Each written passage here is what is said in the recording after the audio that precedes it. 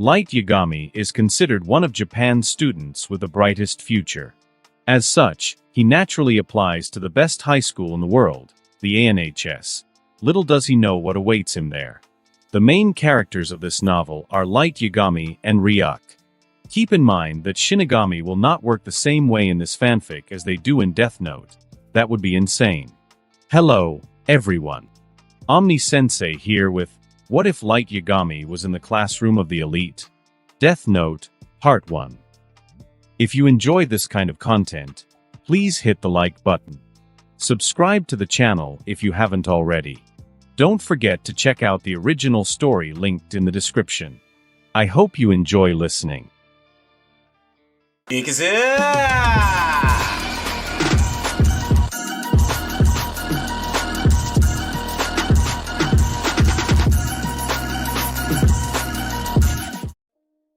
All human beings have three lives: public, private, and secret. Gabriel Garcia Marquez. Ryuk's voice came from behind me. We've been here for like 20 minutes, Light. You sure this bus is coming? I looked around before answering. Yeah, I got here early. The school said if we miss the bus and are late, we're out. Just like that. Ryuk floated behind me. Kicked out just for being late? I don't get you humans. Seems a bit much for a school. I shrugged. Maybe, but this isn't just any school. It's one of the best in the world. Ryuk snorted. School. I've been with you for years, and they all seem the same. Just a boring waste of time. If it's so boring, why do you keep following me? I have to go to school, you know, I said, already understanding Ryuk's reasons. Ryuk answered casually, like I've told you, my world is way more boring than this. Plus, I like it here, and you're the only human who can see me. Makes things interesting. Just then, a bus appeared in the distance. I waited a few more seconds until the bus finally pulled up and came to a halt in front of me. As the doors swung open, I stepped in, taking note of the mix of students and adults, filling about half the seats each. As I moved further into the bus, I felt a few eyes on me. It was nothing new. I've always drawn attention for various reasons: academics, social skills, athletics. Most of the seats were occupied except for one next to a girl with green hair and brown eyes. Mind if I sit here? I asked casually. She glanced up from adjusting her sleeves, gave me a once-over, and shrugged. Sure, I guess. Doesn't bother me. She moved her bag to make room. She didn't strike me as the typical student I'd expect at this school. Feeling her sneak a peek at me, I decided to strike up a conversation. Are you looking forward to the first day of classes? I asked as Ryuk decided to wander off and explore the bus. She stopped fiddling with her clothes and turned to me. Not really. It's just school. What's there to be excited about?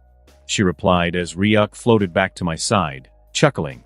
He. I like this one. She gets it, Ryuk said, still chuckling. Her words prompted me to take a quick look around the bus. It was an odd mix. Some looked like troublemakers, some like model students, and many just average. The girl I was talking to seemed like one of the troublemakers. Strange, considering all these students were heading to what's supposedly the best school in the world. I get that. So why apply to this school then? I asked. If I have to go to school, I might as well try for the best one, right? She replied calmly. These are the types of people going to the world's best school, Light. He. You studied years to go to a school filled with thugs and nobodies, Ryuk continued to tease. It was indeed strange. The advanced nurturing high school only accepts 160 students a year. You'd think those accepted would be the best of the best. Once you graduate, you're practically guaranteed your dream future. Any career you want is yours for the taking. Looking around, it's clear that some people here don't exactly fit the mold. Take the girl in front of me, for instance. She doesn't strike me as the disciplined type, and our chit-chat didn't exactly scream genius. There are a few others on this bus who seem to be cut from the same cloth. But then you've got the ones who carry themselves like they're elites, or they've earned their spot in this school. When I got my acceptance letter, it was for Class C. That means there has to be Class A and B. Considering an average Japanese classroom has about 38 students, and this school takes in 160 each year, I'm guessing there's a Class D too. That'd mean there would be 40 students per class. It could be a coincidence, but A, B, C, and D are also letters often used in grading and ranking, right? So maybe the top-tier students get sorted into specific classes, while the rest get dumped wherever. But that would mean the school thinks I'm a C-ranked student or individual. That can't be right. Why are you staring at me like that? The girl in front of me asked, pulling me out of my thoughts. Sorry about that, I replied. I was just thinking that hair clip really suits you. I'm Light Yagami. What's your name? Ryuk couldn't help but laugh. Smooth Light. Really? She said, her hand instinctively going to her hair. She smiled and said, thank you. I'm Shiho Manabe. Nice to meet you, Manabe-san. Mind if I ask what class you're in? This was a way to test my theory. If Manabe was in Class A or B, then this school doesn't sort its students by ordinary standards. Otherwise, I'd be in Class A or B too. It would also mean that class assignments are pretty much random.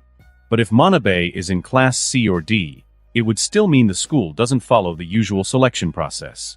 But it could also mean there's some sort of hierarchy in this school. No need for formalities. I'm not into that stuff. I'm in Class C. What about you? Manabe asked. Ryuk seemed to get the hint and stopped his snickering. This school thing might be more interesting than I thought. Manabe being in Class C meant there's a chance there's a hierarchy among classes A, B, C, and D. I find it hard to believe I'd be lumped in with the bottom feeders of this school. But nothing's confirmed yet. Class assignments could still be random. Looks like we'll be classmates. I'm in Class C too. Really? Manabe asks. I respond with a simple nod, just as the bus comes to a halt in front of ANHS. Looks like we're here, I say to Manabe, standing up from my seat. She does the same. Seems so. Want to walk to class together? We're headed the same way, she suggests, picking up her bag. I'd like to, but I was thinking of checking out the school a bit before class. There's still some time before we meet our homeroom teacher, I reply, glancing at the bus's display for the time as I disembark.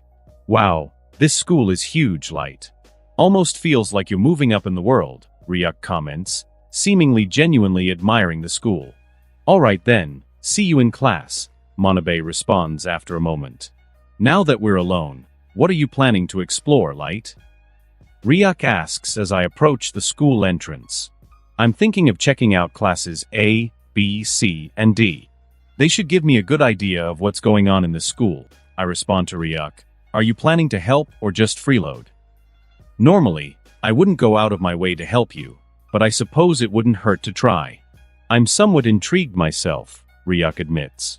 In that case, you can check out classes A and B. I should get to class as soon as possible, so I'll check out Class D and then head straight to Class C, I instruct him. Got it, Ryuk affirms before floating up into the ceiling, leaving me alone. He should finish quickly, so I just need to find Class D. Finding it doesn't take long. The school is large, but the main homerooms seem to be concentrated in the same area. It's easy to observe Class D, given the large window that makes it visible from the hallway. Peering inside, I find the scene peculiar. For a moment, I thought students must be assigned randomly. Class D was like a zoo. Some individuals seemed antisocial and kept to themselves. Some were engaged in conversation. One guy with blonde hair had his legs propped up on his desk, and a few seemed academically capable. Interestingly, many of those who appeared capable, as if they had earned their positions in this school, were the same ones avoiding others. The blonde-haired guy seemed to radiate confidence. There was a black-haired kid with glasses at the front of the class who also seemed pretty confident. A black-haired girl at the back of the class had an air of confidence, almost nobility, about her. Then, there was a brown-haired guy also at the back of the class who seemed unusually calm, almost indifferent. Apart from that, there didn't seem to be any outright thugs in Class D, although there were some guys who seemed a bit mischievous, pointing at girls and making weird faces from the back of the class. The students in this class definitely had some things in common. That much was clear with just a glance. But was it enough to say the students weren't randomly assigned to this class? I pondered that question as I walked down the hall towards my class. As I did, Ryuk materialized from a wall. I checked out the other two classes. Class B seemed to be full of regular school students, the kind you'd hang out with. Class A was a bit stranger. Most of the students seemed average, but at the same time better. It's hard to explain, Ryuk said. Interesting. Did anyone in those classes stand out? In Class D, it seemed like a lot of the capable people weren't interested in others, I asked. I guess there was a blonde-haired girl and a purple-haired guy in Class B that stood out. They seemed to be initiating the bonding of the classmates, I guess. Class A definitely had two people who stood out, a bald boy and a disabled white-haired girl. Most of the attention in the class was already focused on those two by the time I got there, Ryuk responded. I see. So not only are the people in each class similar in some way, but the individuals seem to be more capable as you go up a class. But there seems to be capable individuals in every class. Well, if Class C follows this pattern, it would be obvious the subject this school grades students on has nothing to do with academics. It probably has more to do with the characteristics and personalities of the individuals that get them assigned to their class, I thought out loud as I arrived in front of the door for Class C. That would be entertaining if you're right, Ryuk responded. And so, I slowly opened the door to Class C. As soon as I did, most eyes focused on me. I usually stand out as a symbol of excellence, but I don't think that's why I stood out here. Most in this class were the opposite of excellence. Most seemed like complete thugs. This proves that students aren't arbitrarily placed in classes. That would be too much of a coincidence at this point. I didn't see anyone as thuggish as the members of Class C and Class D, and Ryuk didn't mention such a thing either. Looks like we've got a pretty boy here, a boy with magenta hair and legs on his table said. His nameplate read Kakeru Ryuan. As I step into the classroom, my gaze instinctively shifts to the right, catching sight of a camera pointed toward the classroom. I had noticed an abundance of cameras in the hallways and outside the school, but seeing one inside a classroom, where a teacher would be present most of the time, seemed peculiar, especially when I think about the sheer number of cameras I've seen already. I turned my attention back to the class, most of whom were engaged in casual conversations at their seats. I notice an empty seat behind Ryuan and move towards it. Upon seeing my name on the nameplate, I walk past Ryuan to claim my seat. Interesting, Ryuan remarks, swiveling his chair to face me. The first thing you did when you walked in was take note of the camera in the classroom. Why? Were you just intimidated by the vibe our class gives off, or was there another reason? He probes. I flash a smile before responding, slipping into my persona of the model student. It's quite simple. I think you might be disappointed, I say, a hint of laughter in my voice. When I walked into the classroom, I noticed a lot of eyes on me, but shortly after, I noticed their gaze shift slightly upwards, so I just assumed something was somewhere above me. You sure spent a while looking at it if you were just checking if anything was there, he retorts. Well, of course, there are a lot of cameras in this school, but one inside a classroom just stands out, I reply. No sooner had I finished speaking than the school bell rang, and our homeroom door opened. A man soon entered the class, his demeanor serious. He was dressed in a suit, wore glasses, and had slicked back hair. Something about him seemed to resonate with the students of Class C, though I couldn't quite pinpoint what. Good morning, Class 1C. I'm Kazuma Sakagami, your math teacher and homeroom instructor for the next 3 years.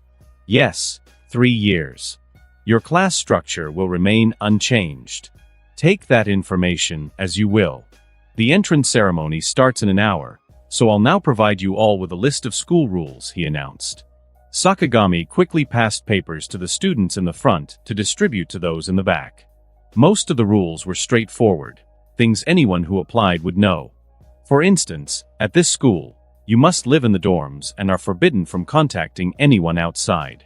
But this school made that possible. Inside, it's essentially a small city. Now, if you take out your phones, they should be activated now that the new school year has begun, Sakagami instructed, waiting for students to comply. If you open the school application, you'll see your ID card and your points balance. 1 point is equivalent to 1 yen.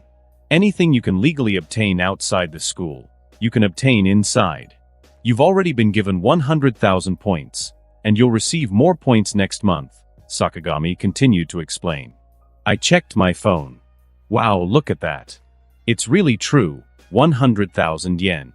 Isn't that a lot for a high school student, Light? Ryuk asked, peering over my shoulder. I simply nodded slowly. It seemed too good to be true. This was a lot of money to provide to 480 high school students with. Most of the other students seemed pleased, but that wasn't surprising. I was placed in a class with a bunch of idiots. I wouldn't put it past them to blow all their money before the month ends. Are you all satisfied? I'm pleased to inform you that this school evaluates the capabilities of all its students. Each of you here has demonstrated some level of worth to this school, and this money reflects that value. Your school app functions as a banking app, allowing for the transfer and receipt of points. Obviously, if one is caught using violence to obtain points, the school will penalize you, Sakagami continued, his tone serious. His words seemed vague, yet they dropped subtle hints of information. I found myself wondering if there were things he wasn't supposed to discuss. With that thought, I glanced at the camera. Perhaps one of its purposes was to ensure teachers didn't leak information. But that couldn't be all. There must be places where even teachers could speak freely. Now, are there any questions?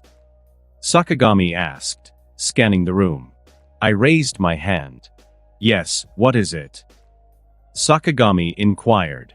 Sakagami-sensei, I was just curious. You mentioned earlier that we've all been given 100k points. Is this true for all other students and classes? I asked. Sakagami seemed intrigued by my question as he turned to face me directly. Yes, that is true for classes A, B, and D as well, he confirmed. So, all classes were given 100k points.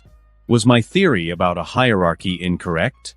No, the personalities in each class are too diverse for me to be wrong. I see, Sakagami-sensei.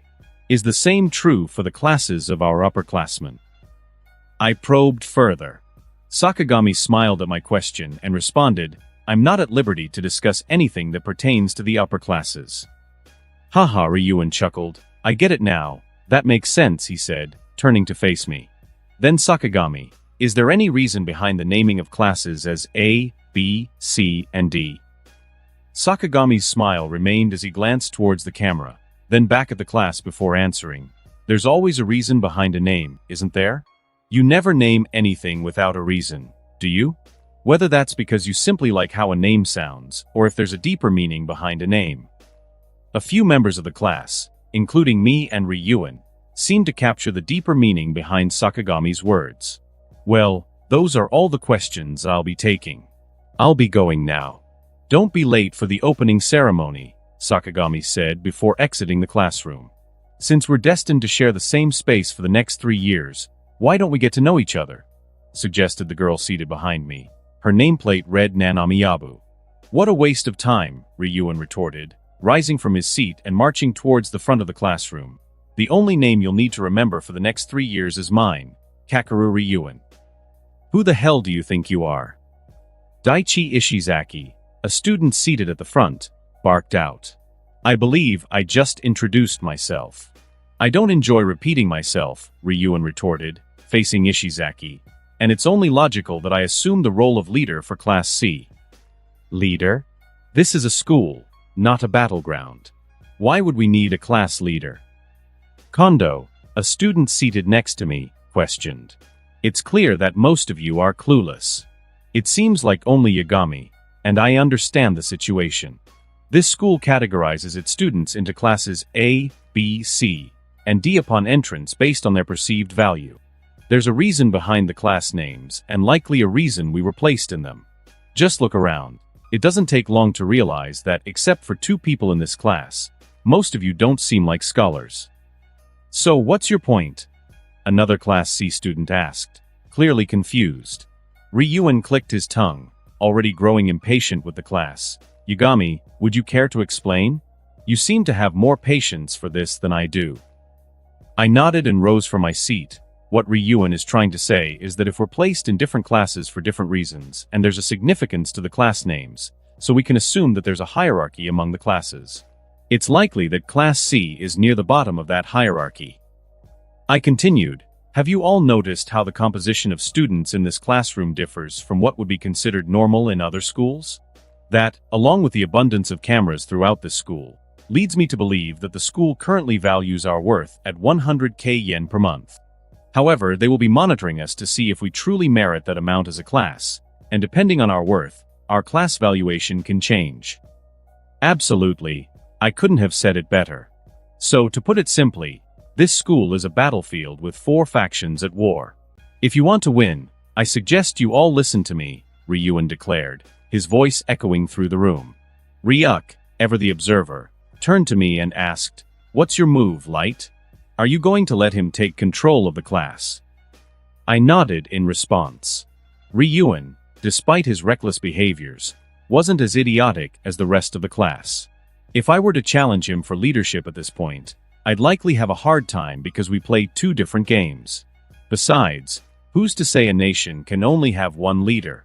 If I were to also assume a leadership role, it would be like a game of good cop, bad cop.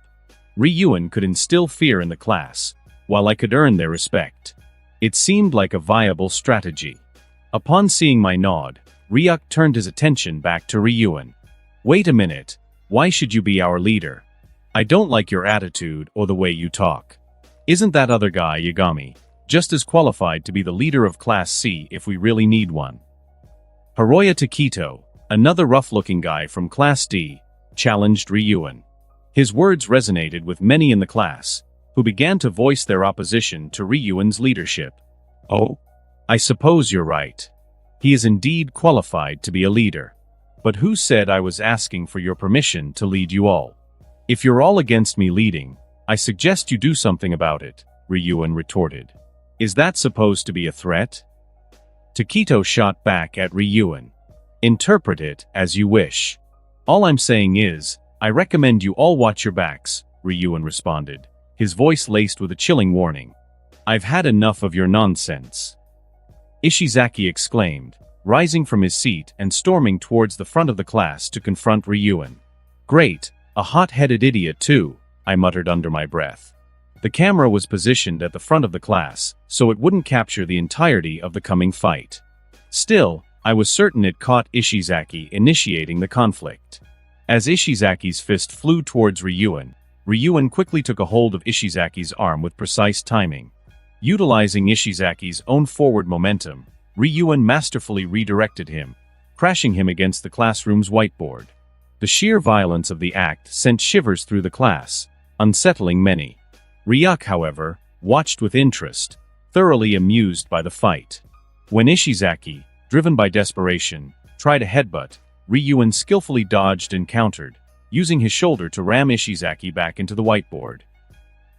Stepping back to gauge the situation, Ryuan watched as Ishizaki clutched at his chest in agony. As Ishizaki lunged forward again, panting heavily, Ryuan remained unfazed. In one swift motion, he grabbed a heavy textbook from the teacher's podium and swung it hard across Ishizaki's face. As Ishizaki staggered, seemingly on the verge of collapsing, Ryuan tossed the textbook away and firmly gripped Ishizaki's collar, forcefully keeping him upright. Bang bang bang, Ryuan delivered a series of brutal kicks to Ishizaki's abdomen.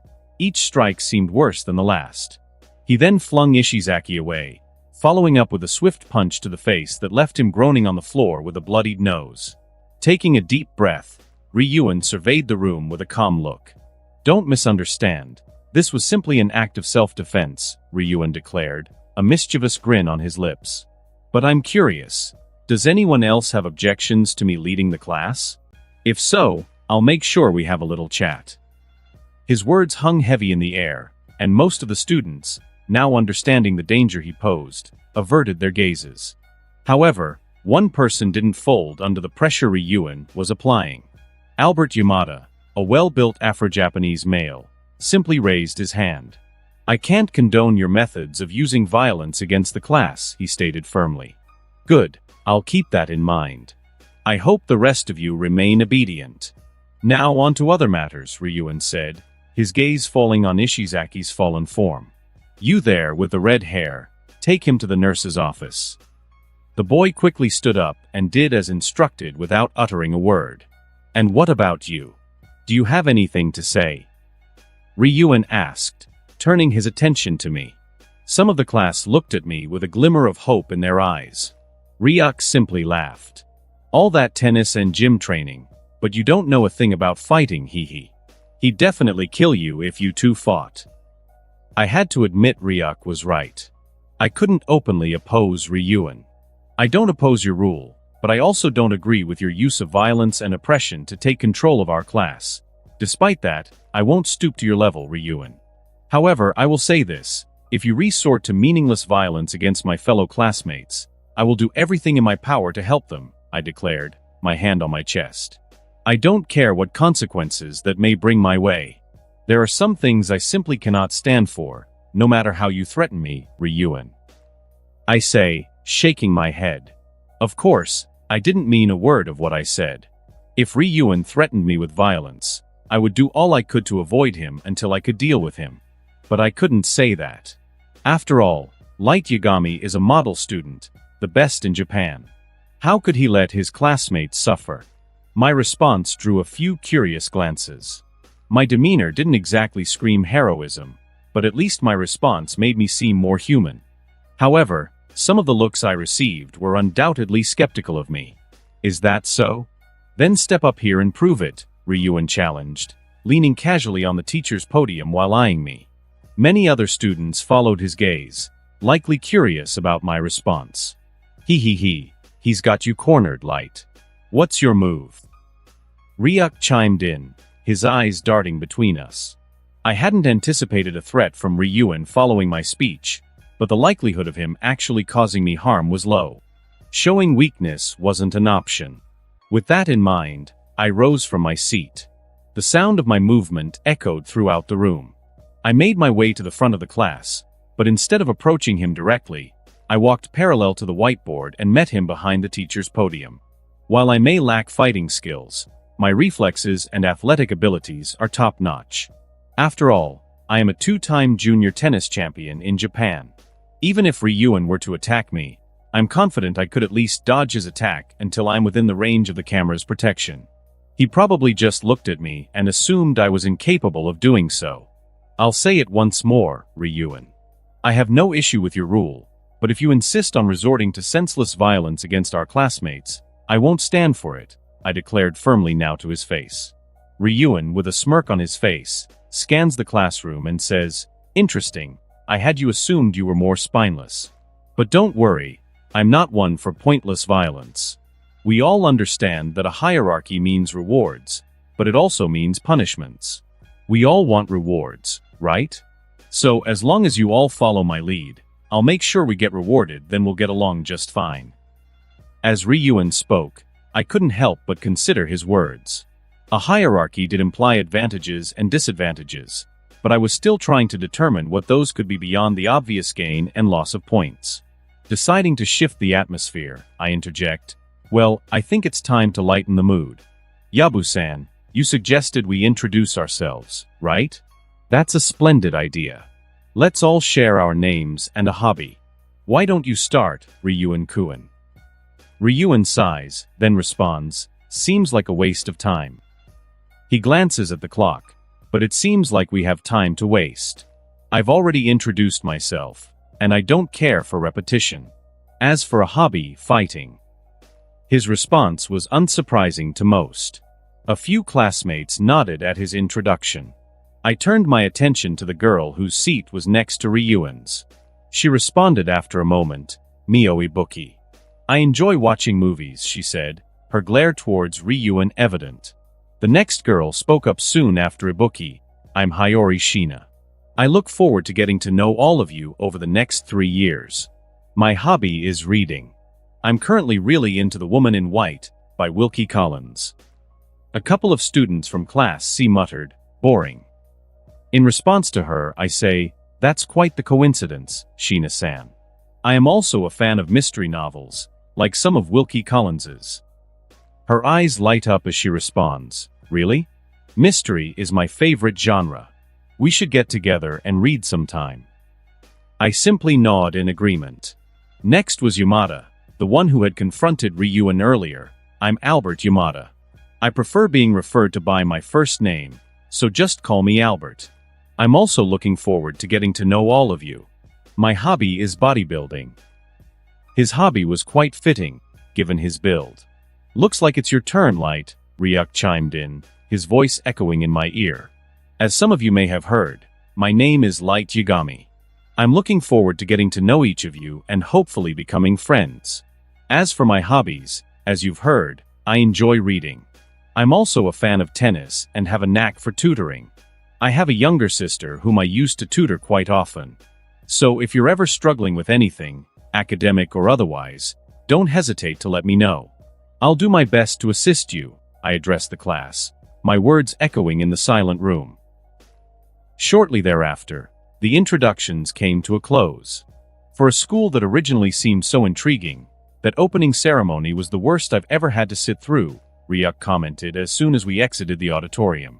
There were no classes for the day, so we were free to explore. As soon as I distanced myself from the crowd, I responded, "Some things never change, Ryuk." Ryuk nodded. "So Light, where are we headed now?" he asked, floating in front of me. "There are all sorts of stores here. If I want to save up points, I'll need to buy my own groceries and prepare my own meals. Plus, I'm sure you'll want some apples," I said, continuing to walk. "Oh, you'll really buy me apples? I thought you'd be more stingy with your points," Ryuk responded. "Of course not. You know I'm not that bad, Ryuk. Plus, you helped me today. However, I do have a condition. I want you to search the entire school for cameras, every inch," I responded. "That seems boring," Ryuk responded. "It may be, but it's necessary. I'll be walking around with a ghost all day, and you should know where all the cameras are in case you ever decide to interact with anything. I won't lie, I'm also asking because I want the information myself. But you should definitely know where all the cameras are, Ryuk." "Fine, I suppose that's reasonable. I'll look around tonight." "Good, it seems we're in agreement," I said, entering one of the larger convenience stores on campus. I quickly went around the store, grabbing various ingredients and necessities. "The groceries are even priced quite accurately," I said, thinking out loud. "Hey Light," Ryuk said to capture my attention. "That girl over there with the strawberry blonde hair, she was one of the ones in Class B I was telling you about." "Oh," I said quietly, eyeing the girl. She seemed to be just going about her grocery shopping, same as me. "What will you do? Will you go up to her?" Ryuk asked. "No, there's no need for that. All I'd get out of it is a meaningless conversation. If she's good enough to lead a class, I'll meet her more naturally soon enough," I said, turning around to pay for my groceries. Quickly enough, I paid and exited the convenience store. 6,500 points, it was a fair amount, given I bought many things like soaps, seasonings, and tea that I wouldn't have to purchase every week. I should have a bit over 80,000 points left by the end of this month if I spend carefully. "Notice all the stuff in the store?" Ryuk asked. Yes, I did. I grabbed some free items. "It just backs the idea that monthly point allotment can change," I respond casually. It wasn't surprising that the school provided free essentials like feminine products and food. Given the nature of the students, it was only logical. Many would waste their points early on. As I reached the dormitory, I spotted someone in the hall, Ryuan. "I was beginning to think you wouldn't show," Ryuan remarked, a slight grin on his face. Aware of the numerous cameras on school grounds, I continued forward as if everything was normal. Approaching him, I noticed his bandaged appearance and messy clothes. "Are you all right? What happened to you?" I asked, injecting a fake concern into my tone. "I had a little scuffle with a couple of our classmates." "Don't worry, I wasn't the instigator." "Well, not entirely. One tried to surprise me and actually attacked first.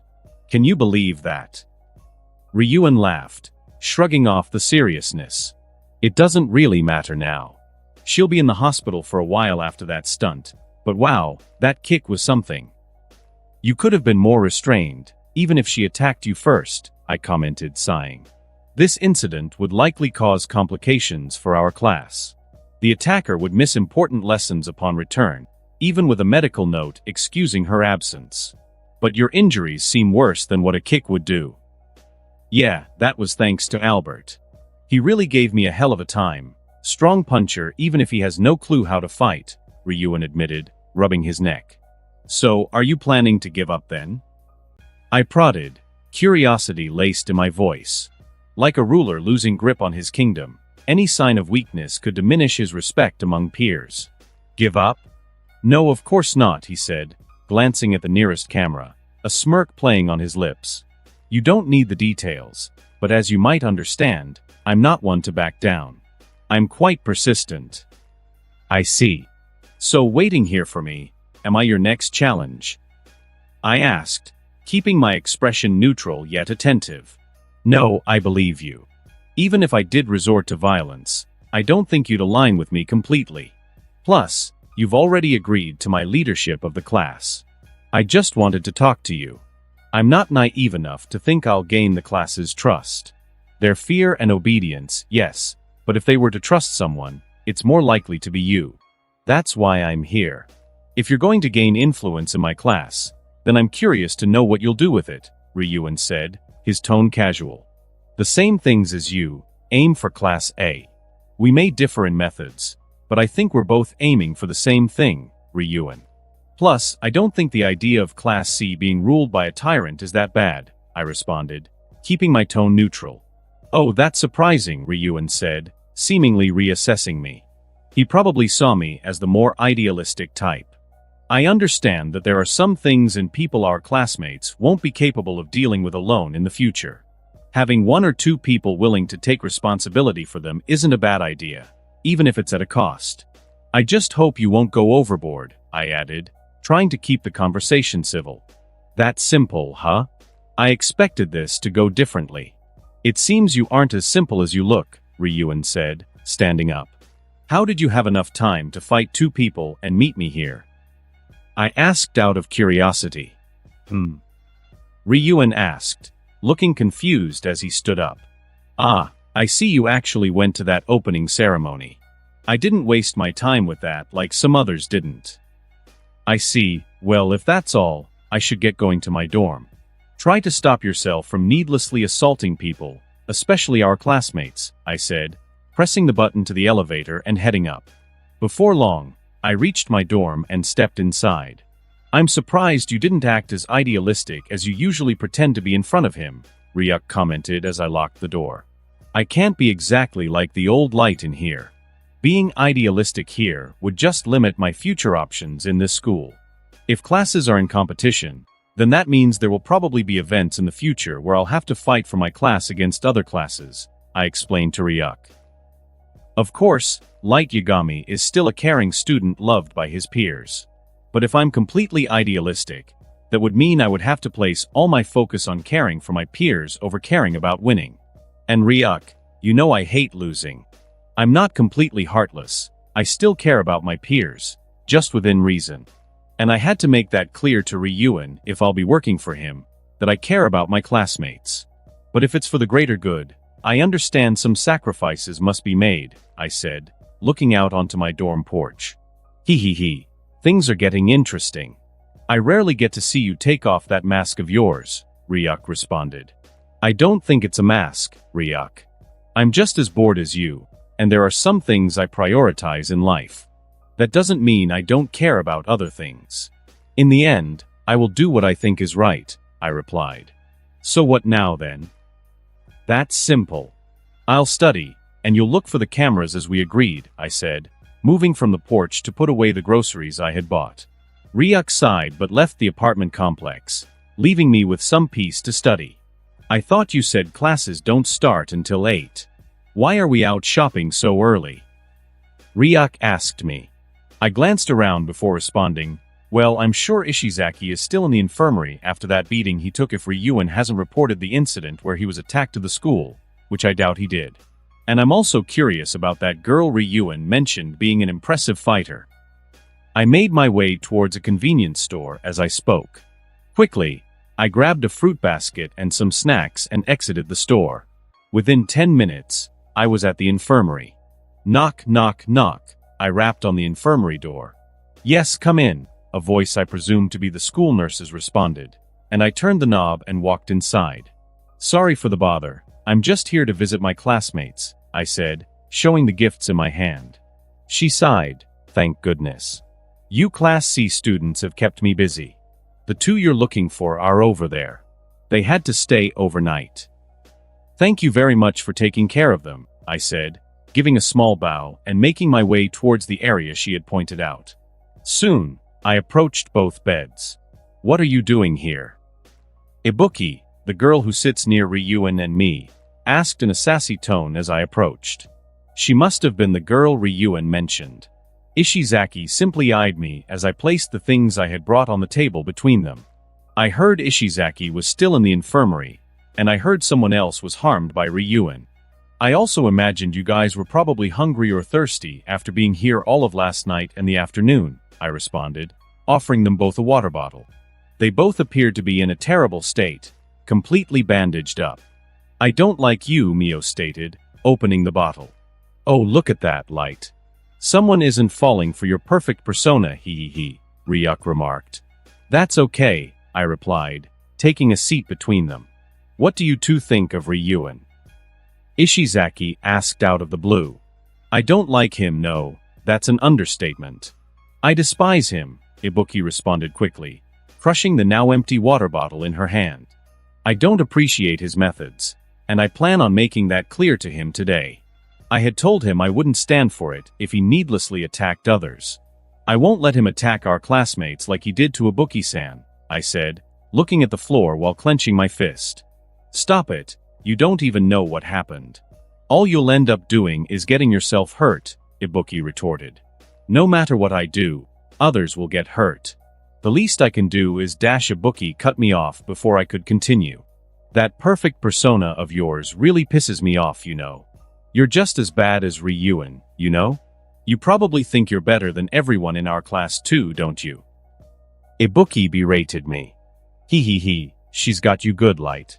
She's not an easy one to win over, Ryuk said. At Ibuki's words, I simply looked down at the floor, then at my clenched fist, and relaxed it, leaving my open palm.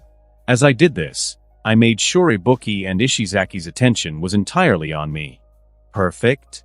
I am anything but. Only one day of school has passed, and two of my classmates are in the infirmary, something I could have prevented, but I didn't. I didn't because I also agreed with Ryuan. If this school were all some big competition, I thought it would be necessary to elect a leader, someone capable. I understood Ryuan would resort to force to take control of the class, but I thought it would be okay if it were within limits.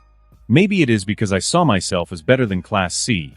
Maybe I thought the school's assessment of me as a lower-class student was unfair, so I allowed things to escalate in class because all Ryuan's acts of violence would be justified in the future. And I guess you're right in the end. That makes me no better than Ryuan. I said, slumping my head and taking a pause. I understand if you two don't want to talk to me, but I just wanted to say, Ishizaki, Ibuki, I am sorry. You two were hurt because of my actions. I should have known Ryuan wouldn't stop at just a few necessary victories, I said and stood up to leave the infirmary. Wait, Ibuki said, don't be so dramatic. Just sit back down, she said, but I didn't sit and instead just turned around to face her questioningly. Don't look at me like that, she said, then sighed while looking away from me. These injuries, yes, I got them from Ryuan, but I was the one who tried to sneak attack him. In a way, I earned them, so don't go off to do something dumb. Manipulating people is a simple task. In this case, Ibuki seemed to distrust me due to the image I project. To gain her trust, I would need to shatter that image. When people accuse you of not seeing others as equals, it doesn't mean you should view others as equal or superior to yourself. In one way or another, most humans perceive themselves as superior to others. What they're really trying to say is that you don't see others as people, but as a means to an end. So, I dismantled that notion, and the moment their guards were down, I forced them to make a decision by standing up to leave. Sure, there was a risk they'd let me walk away, but they wouldn't do that. Even if Ibuki didn't stop me, Ishizaki wouldn't have. Why? Because these two are thugs. They've probably felt rejection or alienation from society all their lives. I doubted they would reject me, too, in the situation I had constructed. They had no choice but to engage me or let me leave with the upper hand emotionally. You attacked him? I asked, feigning confusion. He got on my nerves, thinking he could just control all of us. So, I tried to knock him off his high horse when he least expected it, Ibuki said. Ishizaki then responded, I thought he was a pain at first too, all talk and no action. But you have to give him some respect. I don't know about you guys, but I grew up fighting, and Ryuan might be the best fighter I've come across. Ibuki seemed annoyed by this. So what, you're willing to submit to him just because he beat your ass? Maybe I should beat you too with that logic of yours. Yeah, I respect that he's a good fighter, but there's more to it. Yagami and Ryuan both said this school is probably set up for some sort of competition, and that means we need a competent leader. Ryuan might be a bit harsh, but overall, isn't he probably the most capable in our class? We aren't even competing for anything except a class position. I don't see the big deal. Ibuki said, obviously frustrated. Well, I was thinking about it last night because it was bothering me. What incentives could there be to aim for Class A other than points? And I think it's likely all the reasons why we joined this school are our incentives for aiming for Class A. The careers, college, and basically all our dreams. Those things are likely only afforded to Class A. It makes sense that if you want to have all students legitimately fight for Class A, you must have incentives strong enough to allow for it. What better incentives than the very reasons we joined the school? As soon as I finished speaking, a pen dropped. I am sorry, I have to step out, the nurse said, and I simply replied with a friendly nod. If that's true, then this whole school is messed up, Ibuki said in a low voice. Ryuan. He's not entirely unapproachable. He had hinted he might be open to collaboration with me, I say aloud. I'm game for giving him a shot, Ishizaki responded almost instantly. You both must be out of your minds to even consider letting someone like him have their way. I shook my head. I'm prepared to keep trying, but only if you both are on board. After all, you are the ones who endured the worst of his and my actions. Ibuki clicked her tongue in annoyance. TSK fine. It's not like we have many options, do we? You just end up getting beaten up like we did if you tried anything. He's also not dumb enough to leave any evidence behind. And if you're right about the class dynamics, reporting him would probably negatively impact our evaluation.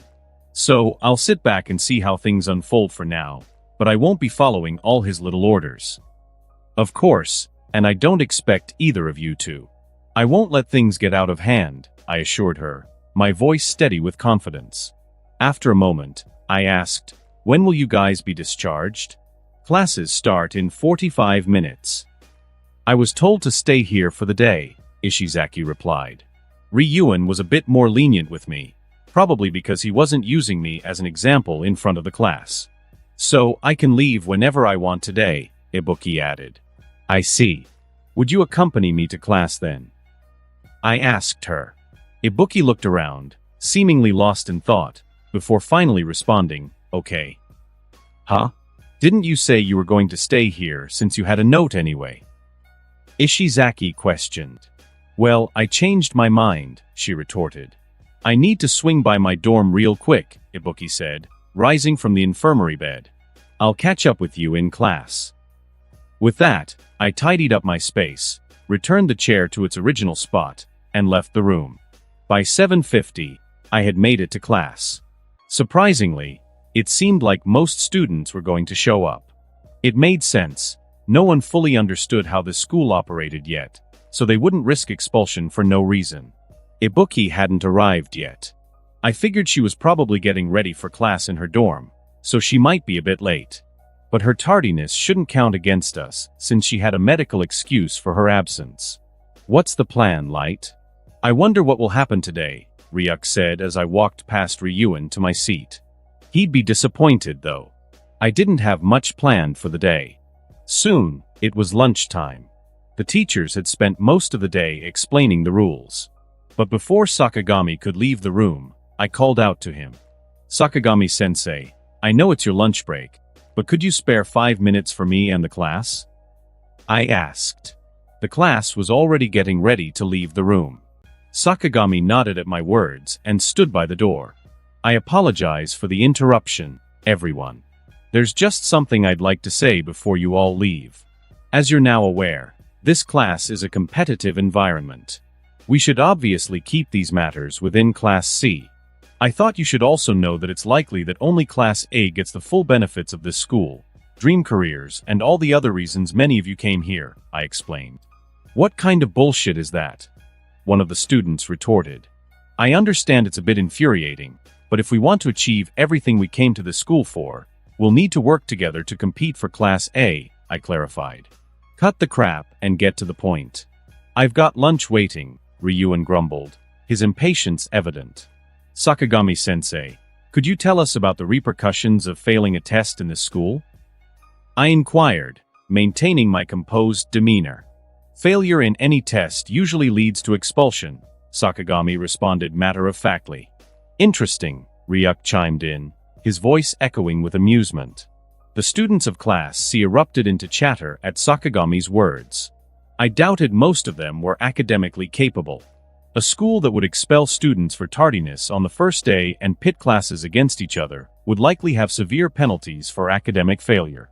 As you can see, any failure in this school essentially equates to expulsion, correct, Sakagami-sensei? I asked, seeking confirmation.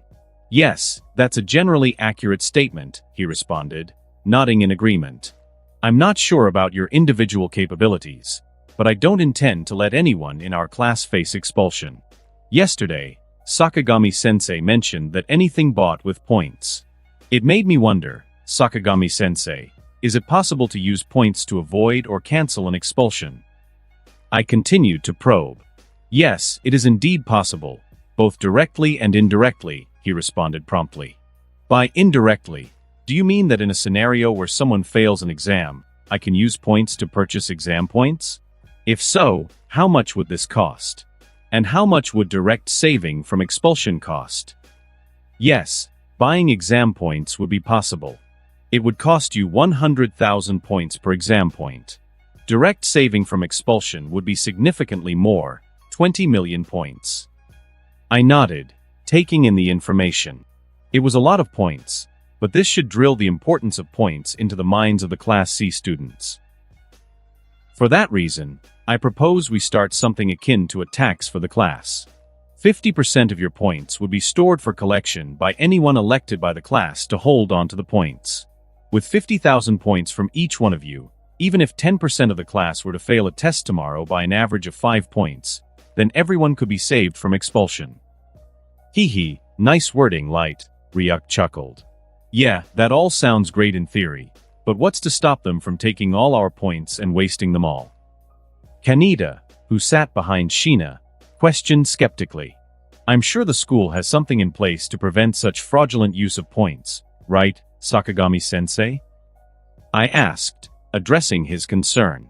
Normally, if a deal like this was done in private, it would be hard to prove points are being used fraudulently. But this deal is being done in front of me. If one were to say they would only use the points to assist their class, then they would be punished harshly if they did otherwise, since I would have been here to witness the agreement.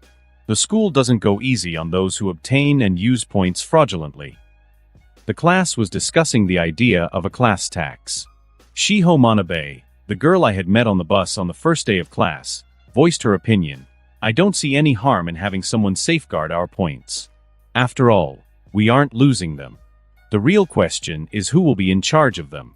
Personally, I'd be comfortable if it's Yagami, she stated after a moment of contemplation. Albert Yamada, a man of few words, nodded in agreement. I'm not exactly a great student, so I don't oppose the idea either. Gradually, the class seemed to warm up to the idea.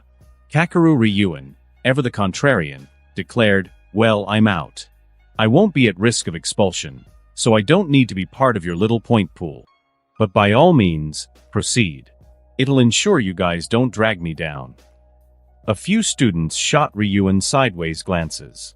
I imagined they didn't care that Ryuk wasn't participating, as most of the class was not only scared of him but despised him. Satoru Kaneda promptly raised a question.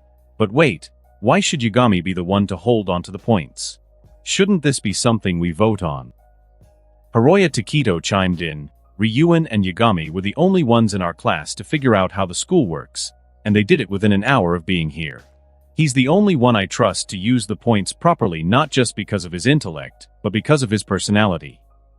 Ryuan interjected. I'm not participating in this, but Takito is right. I doubt anyone else in this class can effectively handle such a large amount of points. As I said, I won't agree to this if anyone else will be the one keeping the points, Manabe reiterated. Surprisingly, Mio Ibuki responded next, saying, I don't trust any of you either. Ryuan whistled. You two must have gotten close quickly, he teased Ibuki. Of course, you guys don't have to participate in this if you don't want to, I reminded the class. Ryuan then added, that's true, but I think all of you should keep in mind that if some of you don't pay the tax and Yagami had to choose between saving someone who paid the tax and saving one who didn't, who do you think he would feel obliged to save? He seemed to be helping to an extent, or perhaps the scenario at hand just entertained him. Yes, I will, of course, try to help all of you, but I can't make any promises. All I can say is I'll try my best, I responded. I'm done with this. I want to go to lunch, Ibuki declared, standing up and approaching me. Take out your phone, she instructed, and I complied. Within a second, 55,000 points were transferred. She gave more than necessary, but that's not a bad thing. She quickly left afterwards. Albert Yamada approached me swiftly after the Ibuki. So how much are we contributing? He asked, his fingers nervously tapping on his phone. I think 50% of your initial monthly points. This way, everyone contributes at least half of their points, I suggested. Albert nodded in agreement, transferred the points, and then left. As soon as Albert exited, Ryuan followed him, not contributing any points. In quick succession, the rest of the students transferred their points to me. Some gave more than 50,000 points, but all contributed at least 50,000. Once that was done, all the students dispersed to the cafeteria for lunch. I'm surprised you managed to convince them to part with their points, Ryuk commented as I walked into the hallway. After ensuring we were alone, I responded. Fear is a powerful motivator, Ryuk. Class C is filled with people who are more familiar with using their fists than their brains. We're in an academic environment, and they likely see themselves at a disadvantage compared to other students and classes because of that. They're more likely to face expulsion since they aren't the most academically gifted members of this school. If they're expelled, the 100,000 points they have in their account won't matter. They will lose it all. So to them, it's a fair trade. They give up points and gain protection. It's a concept every thug understands. With that, I moved towards the cafeteria, only to be halted as I neared the order counter. You clearly took your time. I've been waiting for you, Ibuki remarked, her tone laced with a hint of impatience. I'm sorry, I didn't know, I responded with a note of curiosity in my voice. Was there something you needed? Not particularly. I just wanted to repay you for the fruit basket you brought for me and Ishizaki. I hate being indebted, Ibuki replied, her words crisp and clear. You're not indebted to me. We're friends, aren't we? I'm certain you'd do the same if our roles were reversed, I reasoned, retrieving a bento from my bag. Besides, I've prepared my own lunch. If you continue being this naive, others will exploit you, Ibuki warned, her words sounding stern.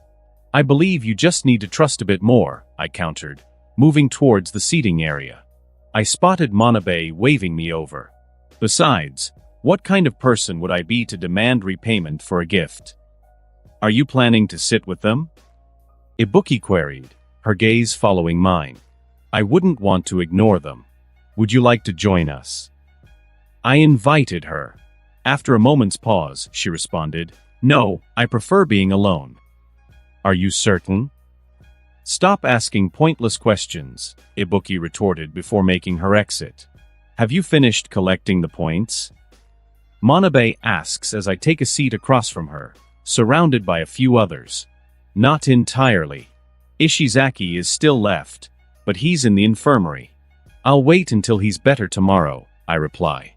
You're referring to the hothead who confronted Ryuan yesterday? Nishino interjects after a moment. I let out a chuckle before responding, you can't be too hard on him. Dealing with Ryuan is no easy task. Manabe has spoken quite a bit about you. You've made a significant impression on the entire class, and it's only the second day of school, Yabu remarks shortly after that. Enough, Yabu. All I said was that we had a good connection when we first met, she retorts, a blush creeping onto her face. Isn't that right, Yagami? I would agree that we got along quite well, I respond. What's your opinion of Ryuan, Yagami? Nishino asks. I'm not particularly fond of his methods, but there's no denying his intelligence and overall competence, I reply. Manabe then whispers, do you think he's really capable of leading our class against the others? By himself? No. I'm certain the other classes have talents that are at least on par with Ryuan. He will undoubtedly fail if he tries to handle every future situation by himself. However, if we collaborate with Ryuan and he acknowledges us, then it's possible, I explain. I despise the idea of working with that guy. He's scary. But what choice do we have? He might hurt us if we don't do what he asks, Yabu expresses. If you ever feel threatened or if Ryuan intimidates any of you, don't hesitate to approach me. I'll do my best to handle the situation. And if you're uncomfortable with the idea of working with Ryuan, try to look at it like you are working with me. I'll also be doing my utmost for the class, I assure them. That's right. You're pretty smart, aren't you? You figured out a lot about the school on the first day, even before Ryuan did, Manabe points out. I nod in agreement. It's somewhat embarrassing to admit like this, but if it comforts you to know that you can rely on me, then yes, I've been considered quite intelligent since a young age. You guys want to go back to class? We all got our lunch, right? Yabu asked. That's true. Let's head back, I reply, and we all make our way back to the classroom. Upon our arrival, we found many students already there, engaged in talk and enjoying their meals. Not long after we settle down, an announcement echoes from the loudspeaker. Today at 5 p.m., there will be a club fair in Gymnasium number 1. A club fair, huh? Light, are you considering joining any clubs? Manabe inquires, her curiosity piqued. Maybe. I haven't decided yet. There's no rush, after all. One can always join a club later, I respond, maintaining my composed demeanor. True. So, what are your plans after school? Manabe probes further. I plan to visit Ishizaki. I need to inform him about the point pool and update him on what the teachers went over in today's class, so he understands the school rules. Why do you ask? I respond, raising an eyebrow at her inquiry. Don't play dumb. She's clearly trying to ask you out on a date, Nishino interjects, not looking up from her phone. Nishino, don't be an idiot, Nishino. I was just making conversation, Manabe retorts, her cheeks flushing slightly. Well, I may not be available today, but I don't have any plans next week. If you'd like to go out then, I'm free, I offer, turning back to Manabe. I have some things to do, but I should finish those soon. So, I suppose if you want to go out next week, I should be free, she replies, a hint of anticipation in her voice. Understood. Then next week it is then. I respond with a smile. So that's what's up, huh? Ishizaki grumbled, his voice echoing slightly in the empty medical ward. I had just informed him of the rules we had learned today, as well as the points pool. All right, come here. I'll transfer you the point. I moved closer to him, allowing his device to initiate the transfer of points. I know I've expressed my respect for Ryuan, but I respect you too in a different way, Ishizaki said, his voice steady. I've always admired those who give their all, regardless of the circumstances. It's the least I can do, I responded, humility in my tone. How many points do you have in total? He asked me, curiosity piquing his interest. A little over 2 million. It should be enough for the foreseeable future, but will continue to accumulate, just in case. The future is unpredictable. Suddenly, a familiar voice echoed through the infirmary. Look who's here, Ryuan announced, his voice filled with his usual bravado. Ryuan, Ishizaki acknowledged, his voice devoid of any hostility. Did you come here to visit Ishizaki? I asked. Something like that, Ryuan replied nonchalantly, moving closer. Why didn't you report me for attacking you? I could have been expelled if you had, Ishizaki questioned, his tone serious. My goal wasn't to expel anyone. Your expulsion would have negatively impacted the class points-wise. But the main reason I didn't want to expel you is because I like you. I appreciate strong people, whether that strength is physical or mental, Ryuan responded, his tone surprisingly sincere. I want to help you reach Class A. I want to be there when you do it, Ishizaki declared after a moment of silence. Is that so? Do you want him? You're not a fighter, right? I can't let an important member of my class go undefended, Ryuan retorted, a smirk playing on his lips. What the hell are you talking about? Trading people away like they're cards. Ibuki interjected, her voice laced with annoyance as she entered the infirmary. Ibuki, what are you doing here? Ishizaki asked, surprised. I came to get my half from the get-well bag. It wasn't all yours, you know. And I'll need some after giving up half my points, Ibuki responded, her tone matter-of-fact. Those bandages look fresh, Ibuki observed, glancing at Ryuan. Yeah, that Albert guy has been giving me a tough time, but he's cracking under the pressure. I can feel it. It won't be much longer, Ryuan responded, licking his lips as he looked at Ibuki. Disgusting, she retorted, her voice filled with disgust. Anyway, Ryuan, I can't just claim Ishizaki. He has his own wishes. He wants to follow you, I responded, my tone firm, though in reality, I wanted nothing to do with Ishizaki. He would negatively affect my image and seemed too hot-headed. I guess that's true, but I don't want you to go around making our class look weak. If it were a random member of our class, it would be alright, but you hold some sway, and you're also carrying around all those points. It'll make me look like a bad leader, Ryuan said, looking at Ibuki. What about you, Ibuki? Do you have any objections to guarding Yagami, or would you prefer to spend your alone time with me? Ryuan asked, a teasing tone in his voice.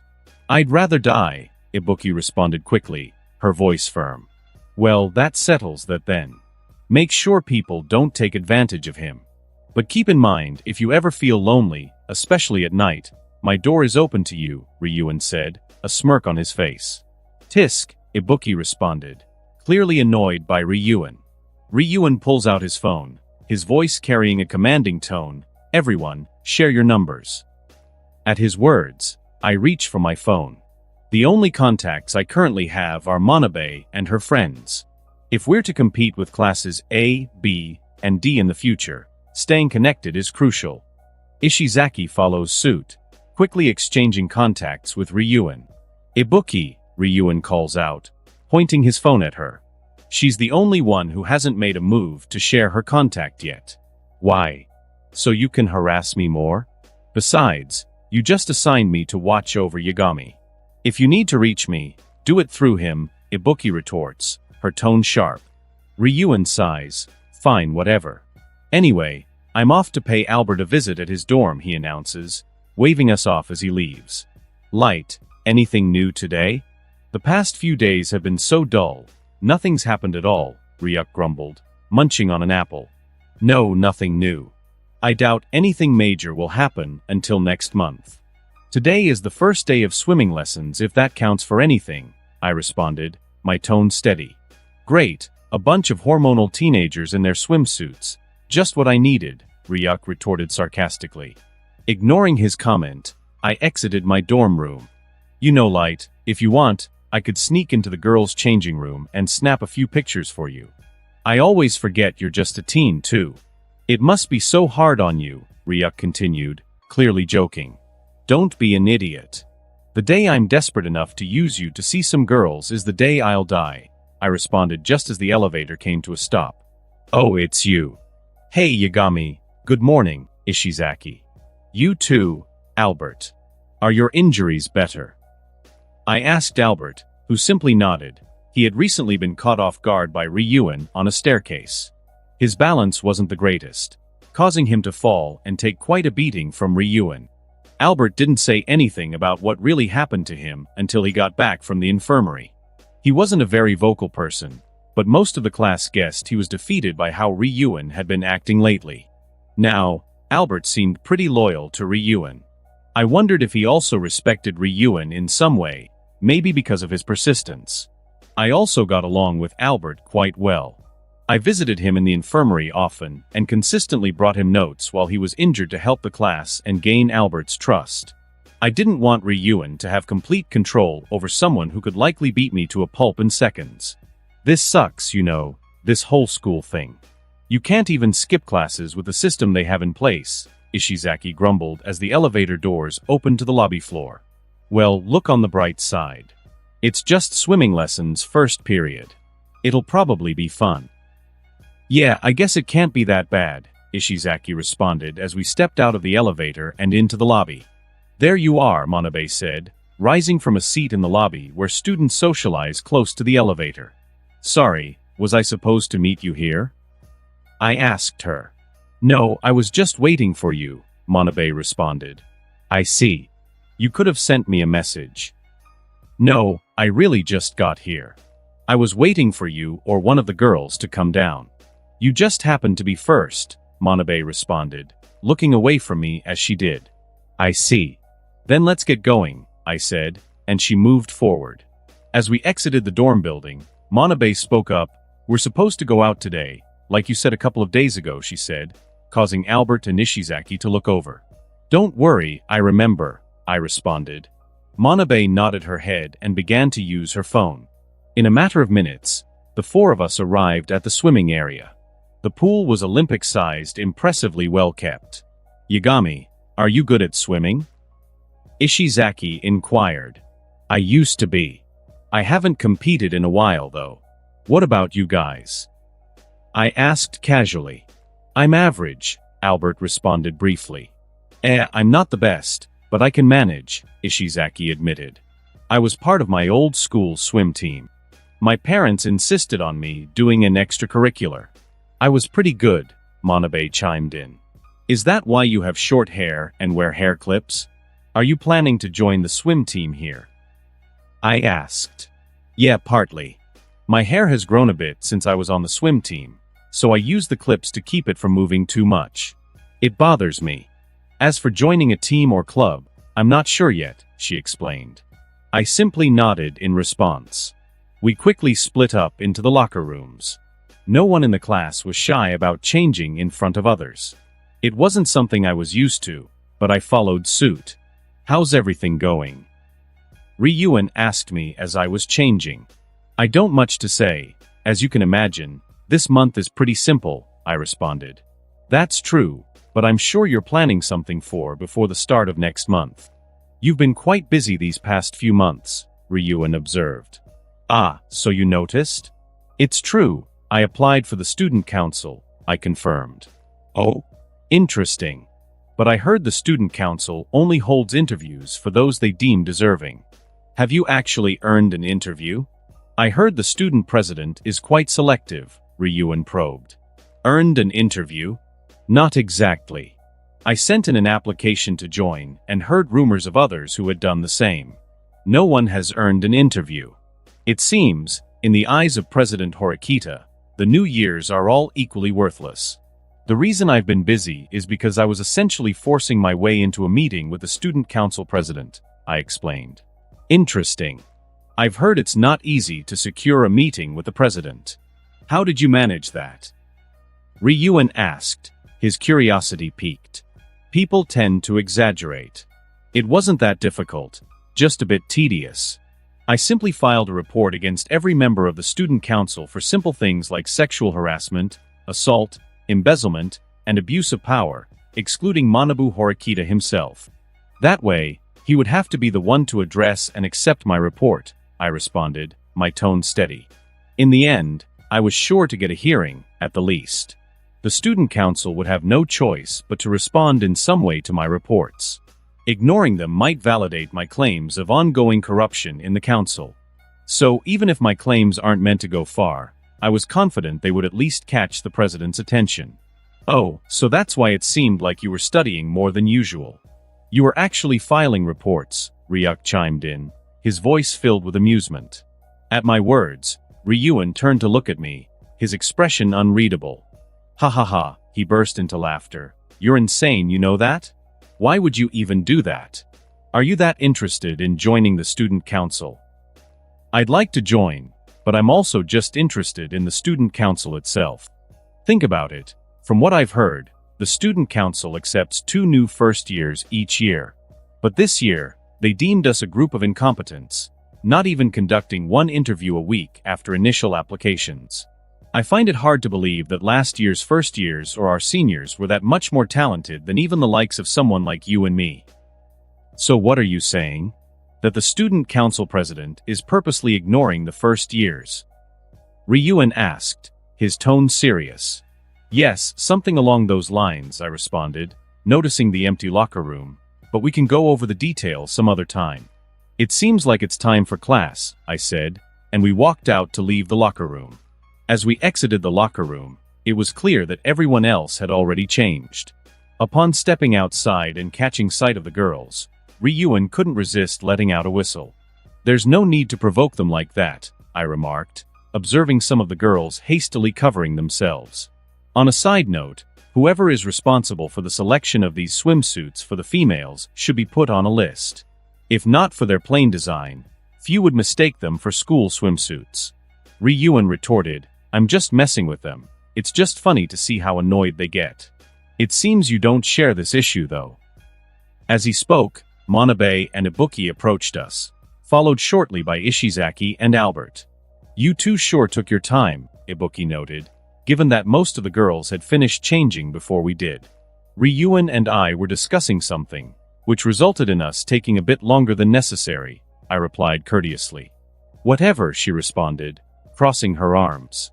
Manabe hadn't uttered a word or made any significant movements since her arrival. She wasn't typically very vocal, but her silence was still peculiar. That swimsuit suits you well, Manabe, I complimented her. Oh, does it? Thank you, I suppose, Manabe responded, clearly pleased. You know, they actually sell Ryuan began but was abruptly interrupted. An entire class of 40, huh? That's surprising but good. Listen up, everyone. Obviously, you will be swimming today. As your teacher, I'll ensure you'll all be swimming by summer, the PE teacher announced. His well-built physique made it clear that he was more than qualified to teach this class. It appeared that his goal was to have us swimming by this summer, meaning we wouldn't be taking any more swimming lessons after that. All right, now everyone into the water, the teacher instructed. No one admitted to not knowing how to swim, perhaps out of embarrassment, but those who didn't know were allowed to touch the bottom of the pool with their feet, making it evident. We did a casual 50-meter swim so that the teacher could gauge our skill level. Who doesn't know how to swim? It's a basic survival skill.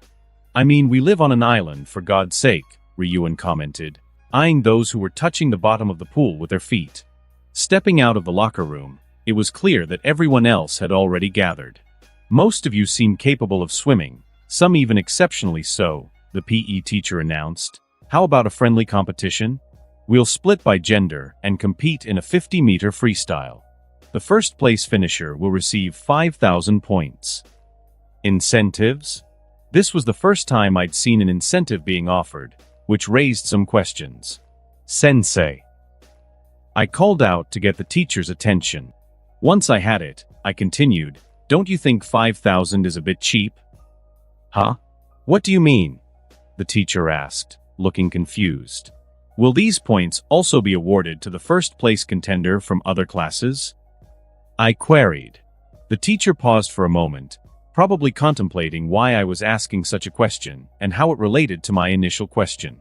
Still, he responded, yes, this incentive is offered to everyone. I see, and who is offering it?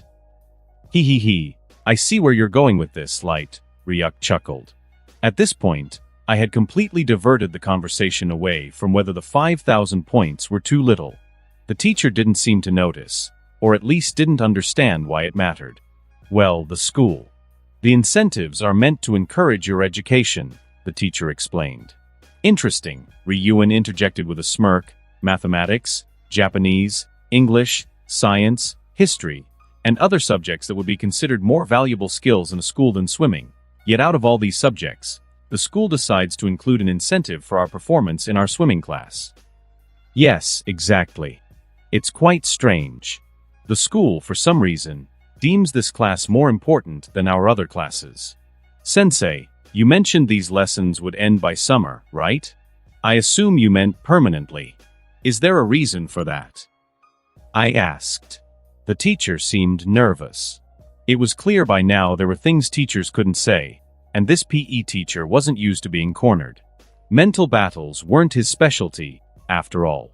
Sensei. I asked once again. Ah yes. It's obvious summer vacation starts in the summer. That's just how the schedule is built. He responded, no more questions. We're running low on time. It's time to swim instead. This is what we will do. Girls will swim first. The pool has 10 lanes, so there will be 2 races. The fastest overall time will win the 5,000 points for the girls, the teacher instructed, instantly dividing the girls into 2 groups. The teacher was definitely acting suspicious. There's way more to these lessons than I thought, Ryuk commented. I nodded in agreement and responded, yes, for some reason, the school wants us to know how to swim, and it seems like it wants that specifically before summer. Who do you think will win the race? Ishizaki asked from behind us. Ryuk looked at me, curious about my response. Ibuki will obviously win. Athletically, I don't think any of the girls can compete with her. I thought you were going to say your little girlfriend, Ryuk responded mockingly. I've never seen Manabe swim. While she doesn't seem to be athletically lacking and she claimed to have been part of a swim team, Ibuki seems physically superior, I responded. As the race started, both girls were in the same group. And I was right. It was close, but Ibuki's time was 27 seconds, while Manabe was right behind her at 28. Ryuk observed, that was a closer call than expected. I merely nodded in agreement. Training, I realized, obviously played a significant role in this, not just physical capabilities. However, I had no means of gauging Manabe's level of training. As the second group of girls raced, none managed to surpass either Ibuki or Manabe's time. After the race, all the girls gathered at the sidelines, having received advice from the teacher. Manabe and Ibuki joined us on the sidelines. Manabe's disappointment was visible, so I decided not to mention the race. All right, it's time for the first group of boys, announced the teacher, summoning half the boys. Ishizaki, with a grin on his face, remarked, looks like the 4 of us will be in a group together. The second group, which included me, Ryuk, Ishizaki, and Albert, seemed to possess the most athletic talent. While stretching, Ryuk casually stated, well, we all know who's going to win anyway. I wouldn't be so sure, I countered. I haven't swum in a while, but I got the hang of it during our warm-up.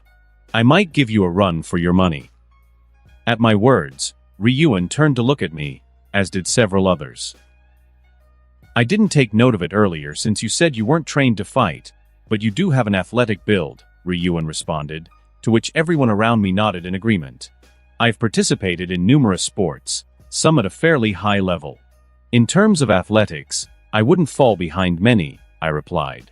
Ryuk, with a smile, said, this might be fun then. Soon, the first group of boys finished their 50m race. We all stepped up and entered the water, waiting for the teacher's signal. Then we all raced. I quickly overtook 8 of my 9 competitors, but Ryuk and I were neck and neck for the lead. He was surprisingly fast, but I had no intention of losing. Ryuk was larger than me, so he experienced more drag or resistance moving through the water. Even if he was stronger than me, there's such a thing as too much muscle. That resistance from his extra weight and his lack of flexibility due to those muscles would give me an advantage. Unless those muscles were packing an insane amount of power, his bulkiness would work against him. Either way, I was still capable of swimming faster than this. 23 seconds, the teacher announced. At his announcement, I took a deep breath. I had been going all out towards the end. I didn't think you'd be that fast, I said to Ryuk as I got out of the water. Neither did I think you'd actually win, he replied. But he didn't seem annoyed. Ryuk was the type who didn't care about losing minor battles. He was definitely an interesting character. Ibuki, with her characteristic grin, made her way towards Ryuk and me in the pool. "All that talk about winning, only to end up defeated," she remarked, her voice laced with a light laughter. Ishizaki jumped to Ryu's defense. "Hey, Ryuk gave it his best shot," he retorted. The remainder of the school day proceeded as usual. I attended my classes and, as promised, spent time with Manabe. The following day was much the same, maintaining its usual routine until our break period. "Are you joining us in the cafeteria?" Manabe asked as our break began. Just as she extended the invitation, the loudspeakers rang in. "Light Yagami of Class 1C, please report to the Student Council." "I guess not," I replied, rising from my seat. I noticed Manabe's frown. "Remember what I told you to say if they call you too, although I doubt they will," I advised, and she nodded in understanding. "So, what's your plan?" Ryuk inquired as I exited the classroom. Ensuring there were no cameras directly in front of me, I responded. "You'll see," I replied cryptically. I navigated through the hallway towards the student council room. Upon arrival, I knocked on the door. "Come in," a voice responded. The voice belonged to a girl with purple hair, the secretary of the student council, Akane Tachibana. "I'm Light Yagami. I was just summoned to the student council," I informed her. I could tell she took a moment to analyze me, which was natural, considering I had slandered her in my reports. "I see. Then follow me," Tachibana instructed, leading me down a hallway lined with multiple rooms. Each seemed like a sizable meeting room, but she guided me to the one at the very end. Upon reaching the door, Tachibana opened it for me, allowing me to enter. The room housed a large table, at the end of which sat the student council president, Manabu Horikita. Tachibana quickly closed the door behind us and took a stand next to the president. "You may take a seat," he instructed me in a serious tone, almost as if we were about to conduct business. "I wonder why I could have been summoned here," I mused aloud as I took a seat far from Horikita and his secretary. "Were you not the one who filed this report on the student council?" he asked, his gaze sharpening on me. "Oh yes, of course, that was me. However, I also applied for the student council. It would only be natural for me to assume this could be my interview, wouldn't it?"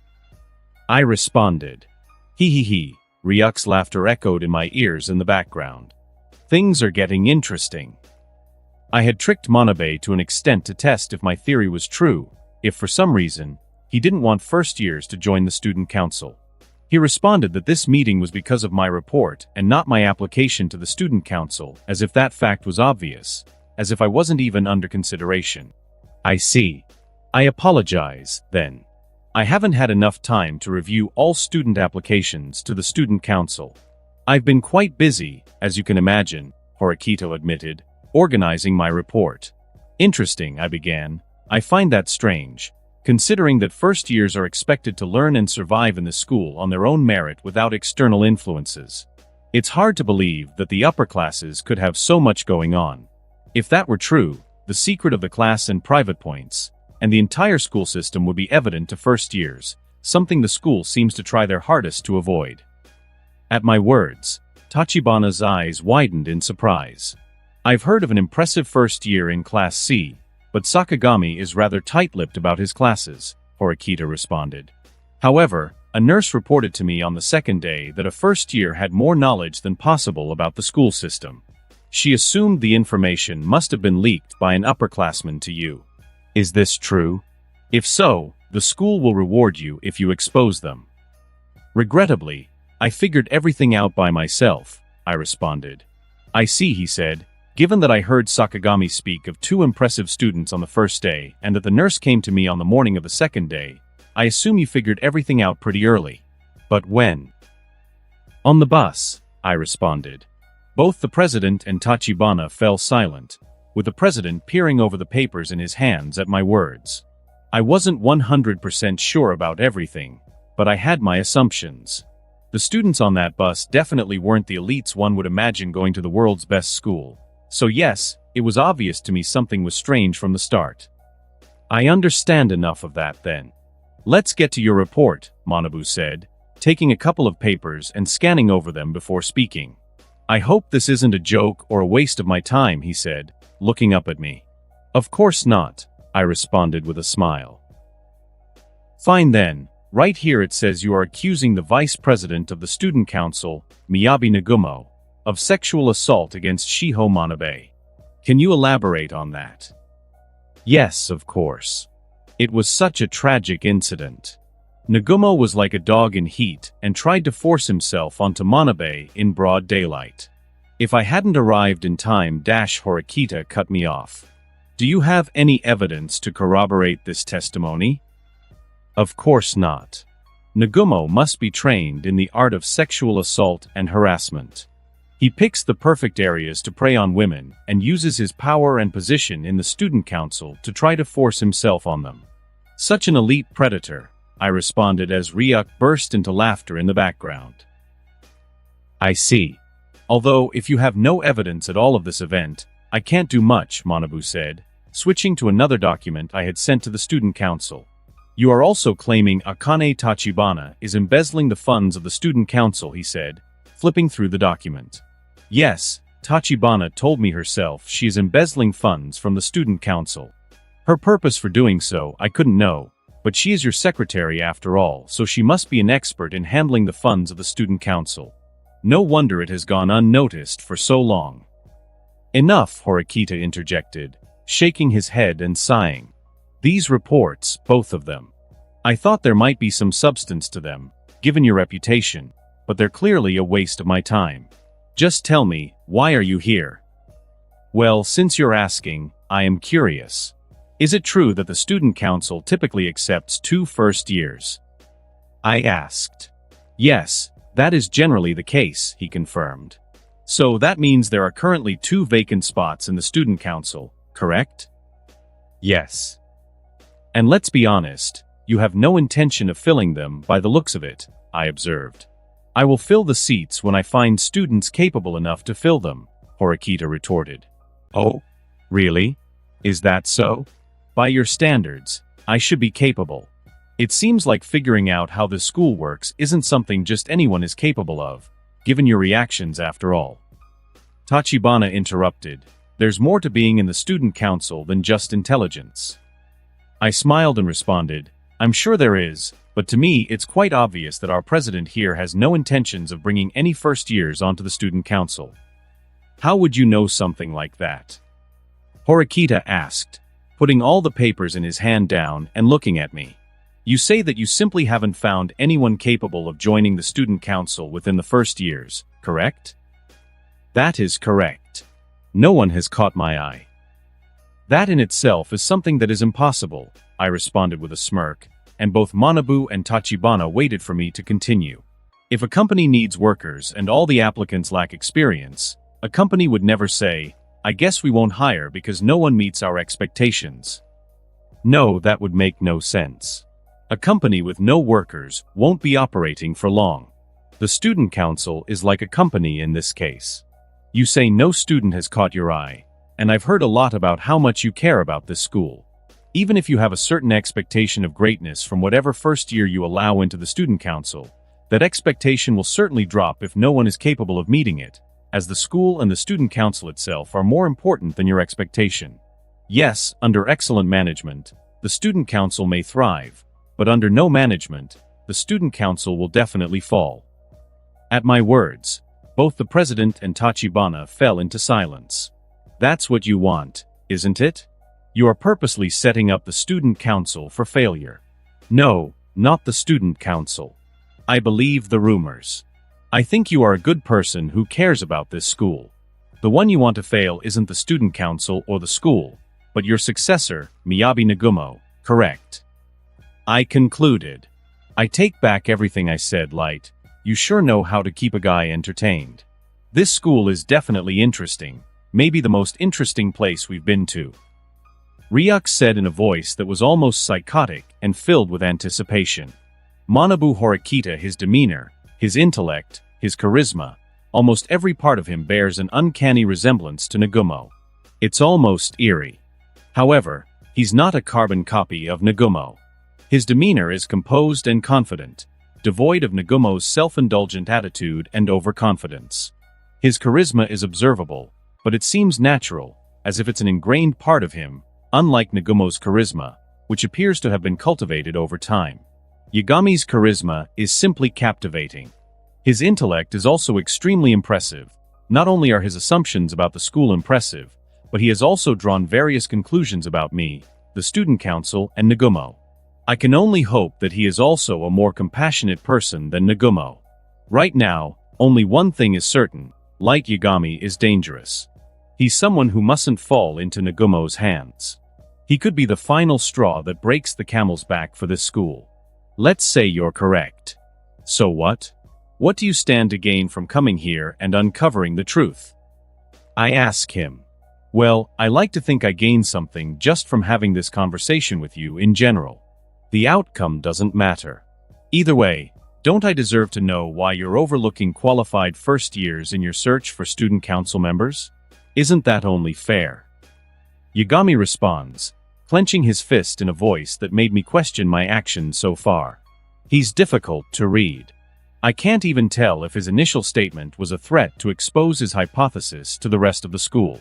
His articulation would lead me to believe he's merely intrigued by this topic in general, but his choice of words suggests otherwise. Troublesome. At that moment, while I was pondering my response, Yagami pulled his phone out of his pocket and slid it across the meeting room table. I see there aren't any surveillance cameras in this meeting room, so I want you to understand that I have no intention of causing you any harm or leaking any information from here. Whatever decision you make in this room, I will respect it. If you're having a hard time trusting me, that's my phone right there. You can check it. I'm not recording anything. And you can also search me if that isn't enough. Yagami said, standing from his seat and walking towards Tachibana, extending his arms. Caught off guard by this sudden turn of events, Tachibana looked back at me, her confusion evident as if asking me what she should do. That won't be necessary. Just take a seat, I respond, and he does as I say, now seating himself much closer than he previously was. I'd rather not delve into the specifics, but you're correct. I have reasons for not allowing first years into the student council, and they're related to Nagumo, I admit. President. Tachibana exclaims in surprise, to which I simply raise my hand in response. I had assumed that the student council held significant power in this school, but if you're going to such lengths to weaken its power to restrain Nagumo, it must be even more influential than I had imagined, Yagami responds. That's not the whole story. I'm concerned that first-year students who are new to this school and can easily be influenced might sympathize with his cause, leaving a lasting impact on this school, I explain to Yagami, who gives me a puzzled look. With all due respect, President, weren't you and your peers the same when you first came to this school? I'm sure your ideas and perspectives were influenced by your seniors, Yagami counters. In a way, he was undeniably correct. My peers and I had certainly been influenced by the existing school culture, but this is different. While I disagree with what Nagumo wants to do, it's not inherently a bad idea. He wishes to overhaul the school's competitive class environment and turn this school into more of a meritocracy. But the problem with his ideas are the implications. If he succeeds, it won't just be a change in the core functions of the school. No, it will lead to unavoidable expulsions for dozens of students. Manabu, please be careful. You could get in trouble, Tachibana warns me, obviously worried. Probably because I was discussing the school system with Light, something upperclassmen are prohibited from doing. I understand now, Yagami says, his eyes widening in realization and his demeanor changing. He seemed upset, or maybe disappointed. That's terrible. To needlessly crush the aspirations of all those students who came to this school. You could theoretically have an entire 3 classes worth of excellent students, but under his system, there would still be expulsions because only those who stand out will pass. It's wrong. Can you stop him? His question seemed sincerely asking and pleading at the same time. It wasn't the reaction I'd expect from a first year after hearing that information, especially one who would be considered extraordinary under Nagumo's system. Was this some sort of act? You seem to have strong feelings on this topic, I respond. How could I not? We're talking about the future of my peers, Yagami responds. I'm not sure if I can handle him, I admit with a sigh. I only learned the full extent of his plans recently. I confessed my uncertainty, not because it wouldn't significantly affect me, but to gauge Light's reaction. I wanted to see if he would try to insert himself into the situation or offer to help me, anything to understand him better and determine if he is genuinely a good character or if he is pretending. But throughout this time, he simply sat in silence, his gaze fixed on the table. Would you consider joining the student council to help combat Nagumo? I asked, attempting to probe him further. In response, I received a peculiar look. Of course, I'd like to join the student council, but what does that have to do with opposing Nagumo? Regardless of whether I'm in the student council or not, I can oppose Nagumo. But for now, there's no point in drawing attention to myself. The most I can do at the moment is protect my classmates until I'm in a position to oppose him. His answer surprised me. I was certain he'd jump at the chance to join the student council. I had thought that could be his goal throughout this conversation, without any genuine concern for the topic of Nagumo, except for the potential leverage it gave him over me. I see, then I wish you luck in doing that, I responded, looking at Yagami. I was wondering if you could assist me with that. I would guess that the curriculum doesn't change much from year to year for each class, so I was wondering, since you're the student council president, I'm sure you've kept a copy of the tests and quizzes administered by the school, and I'm sure you performed well on these tests. Would you sell me the first and second year tests and quizzes to use them as study guides? He asked. I smiled at his questions. It seemed there were some things even a genius like this didn't know. I have no problem providing you with the tests and quizzes for the first and second year. They may be hard to get from Nagumo's year once you get to your second year if he is still a problem then. However, you should know the school doesn't alter their tests or quizzes unless there are special circumstances that call for it. The tests for the past decade have apparently never changed. I see, that's great. Yagami responded enthusiastically. At least no one will be expelled for academic reasons anytime soon. He let out a sigh of relief. How much do you want for them? I'll give them to you for free. It's not like it bothers me or I'm in dire need of points. Just give me a few days to get them to you, and while it wouldn't cause me any major problems, I'd prefer if you didn't tell anyone you got these documents from me, I told him. Don't worry, I have no intention of distributing the answers to the exams and quizzes to anyone, Yagami assures me, and I look at him puzzled. If in the future they find themselves in a situation where they have to answer something or take a test using their own abilities and have only ever cheated, they will undoubtedly fail. I've already learned that failure here means expulsion. So, I plan to use these questions as a basis to create a study guide with explanations and such and distribute them to the first years. All the first years. I inquire. It's not like I'd be directly opposing my own class. I don't see what the problem is with helping others learn if they genuinely want to. That's not to say I don't plan to seriously compete with other classes, but the less damage done in the process, the better, right? Plus, if I'm handing out a study guide to everyone in my class, it's likely to get leaked, whether it be because it's shared with friends or if it's being sold for extra points to others. I suppose that would make sense, I respond to him. Then thank you, President, for everything, the information and the exams. I apologize for having wasted your time, but I thought it was necessary, Yagami says, standing up. It's fine. I don't feel like my time has been wasted, I reply, and after exchanging a nod with Yagami, he exits the student council room. That was quick, but a lot happened, Tachibana comments, and my previously smiling face turns serious as I nod. Tachibana, quickly, please bring me Light Yagami's student evaluation file, I request, and my words seem to catch her off guard. Really?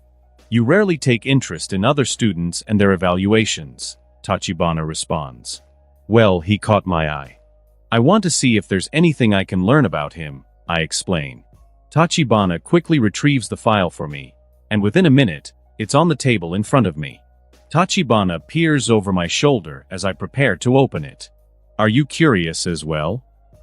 I ask, to which she simply nods. So, I open the folder. Name, Light Yagami, class, first year 1C, date of birth, February 28th, evaluation, academic ability A, intelligence A, decision-making A, physical ability A, cooperativeness A. Comments from the interviewer. Light Yagami is an exceptional student, embodying the qualities that most in Japan strive for. Coming from a family with a police background, he has demonstrated a strong sense of justice and a commitment to doing what's right. His academic and physical abilities, which could easily qualify him for Class A or B, are something many could only dream of. Our impressions of Light Yagami are extremely high, and his interview was flawless. The only issue is that Yagami appears to be a detached individual. From multiple reports from all of Yagami's schools, while many value him, he doesn't seem to have any close friends or anyone he relies on, and his personality seems to be extremely detached, quickly and easily severing ties with those he knows. So in reality, we have no idea what Light Yagami is truly like, only what he chooses to show those around him. He is unreadable and unpredictable. For this reason, we don't believe he can be assigned to Class A. While we think that he would thrive in the social environment of Class B, it wouldn't result in him reaching his full potential as, socially, he has no equal. We believe Yagami would thrive in the chaotic environment of Class C, which allows for a mix of many different characters. In a class with such variety, we believe that under enough stress and pressure, Yagami's true potential can be reached, and he may be able to form some sort of attachment to his class or classmates if he is truly incapable of doing so when pressured to cooperate with numerous individuals of diverse backgrounds. Wow, how did he end up in Class C? Even considering their reasoning, I think he's superior to most in his year, Tachibana comments, then turns to me. What do you think, Manabu? I think the evaluators are misguided, but not for placing him in Class C. While I believe he belongs in Class A, I understand their reasoning. Given my analysis, and if what the evaluators say is accurate, then it is true that Yagami is so talented that his true potential can only be realized in a stressful environment. But is it really possible to apply that much pressure to him? He seems to be breezing through the school with minimal effort at the moment. Even if there's a defect that justifies placing him in a lower class, his overall ability makes it irrelevant, I say, continuing to examine the paper in my hand. At least it's likely that his sense of justice isn't an act. Tachibana, for now, I want you to keep an eye on any news about Light Yagami. There should be plenty of it, especially in the near future. All right, Tachibana responds, nodding. Perhaps the student council will accept a first year after all, but I need to treat this matter with care. Hee, Ryuk's laughter echoed behind me as I exited the student council room. You really put on a show for the student council president, didn't you, Light? He prodded. Come on, Light, there are no cameras around. Talk to me. Of course I did, I responded. I want that student council seat. If it means aligning myself with his cause, so be it. The power to influence the school is a fair trade-off. Oh? So does that mean you'll actually help him against Nagumo? Ryuk asked. Of course, Light Yagami is a man of his word. But once I get rid of Nagumo, I'll have free reign, won't I? After all, I made no other promises. Oh? So what are you planning? I'll be building up quite a reputation for myself in the future. Helping my entire year and even joining the student council, as you heard, that position comes with a lot of power. I've heard rumors of Nagumo having a lot of power in his school year. If Class C and I can maintain a position of power over all three other classes, I can make them reliant on me. Those who oppose me will be opposing what is just. Most students would obviously align with my peaceful regime with the goal of group survival, because most students are incapable of surviving alone. And if the disparities between classes are so immense, can you really blame them for being scared? I rarely get to see this side of you. So do you plan on ruling the school with an iron fist? No, Ryuk, how could I do that? But if others align themselves with me and want to maintain the system that will be in place, well, then that isn't my fault, right? And if my hand slips here and there and I accidentally get some students expelled, I'm sure it wouldn't be a big deal, right? Ryuk burst into more laughter as I finished speaking. Soon, I came to a halt. It was the library, but what caught my interest was who was in it, Hayori Shina, my classmate. I hadn't gotten many chances to converse with her lately, and the few times she seemed interested in conversing with me about something, she hesitated. So, I guess I should engage her myself. I made my way into the library and approached Shina, Critique of Pure Reason by Immanuel Kant. I thought you were more of a mystery fan, I said. She turned to look at me, seeming confused about who was speaking to her until she saw my face and smiled. Yagami? I didn't expect to see you here. I heard the loudspeakers call you. Are you done with whatever you were called for already? Yes, it was a simple matter, I replied, pulling out a chair to sit next to Sheena. That's good. So, have you read? She trailed off, hiding her face behind the book and peeking at me from behind it. The Critique of Pure Reason? Of course I have. I'm more surprised that you're interested in it, I responded. Well, I said I like mystery, and when you think about it, what greater mystery is there than people themselves? Sheena said with a smirk. So, what do you think about the ideas in it? I rarely get to talk to others who like reading, especially more complex books, so I'm really curious. I looked up at the ceiling, allowing myself a moment to think. It was Kant's response and an attack on the ideas of René Descartes, the idea that knowledge comes solely from reasoning and logic. Kant essentially argues we can't have knowledge of things as they are in themselves, but only as we perceive them. And of course, he says our perceptions are shaped by things themselves. In the end, he essentially says that there is a limit to logic, and it is, at times, used in situations where it should not be. I think it's fair to say Kant is right. At the very least, human beings aren't normally capable of exploring the entire world through reasoning alone, although I don't think it's bad to try to do so. May I ask why you agree? And why do you say it may not be bad to do so? Isn't it contradictory if you agree? Sheena asked me, honestly intrigued. It was actually quite endearing. This was more intriguing than most conversations I had in the school so far. Well, Kant doesn't really ever argue against the use of reason but the overestimation of its capabilities. And I guess saying the overestimation of its capabilities isn't a problem may be contradictory to an extent. But didn't Kant use reasoning to arrive at his conclusion to begin with? I guess he did, yes, she said, looking at the book. Maybe reasoning can't be used to discover every truth. Kant is right. I can only understand things as I see them and not as they are, but that doesn't mean it's impossible to make accurate assumptions on those things given what I do understand. In a way, Kant may be underestimating reasoning, don't you think? She smiles and nods. I think I can agree with that. But isn't the idea beautiful? The idea that there are so many things we just can't know that exist out there? So many things to experience. I return her smile and nod. I think it is. It makes me wonder what it's like to be a god, you know? What do they have to entertain themselves? I say, and in response, Ryuk looks back at me. I guess that was a foolish question.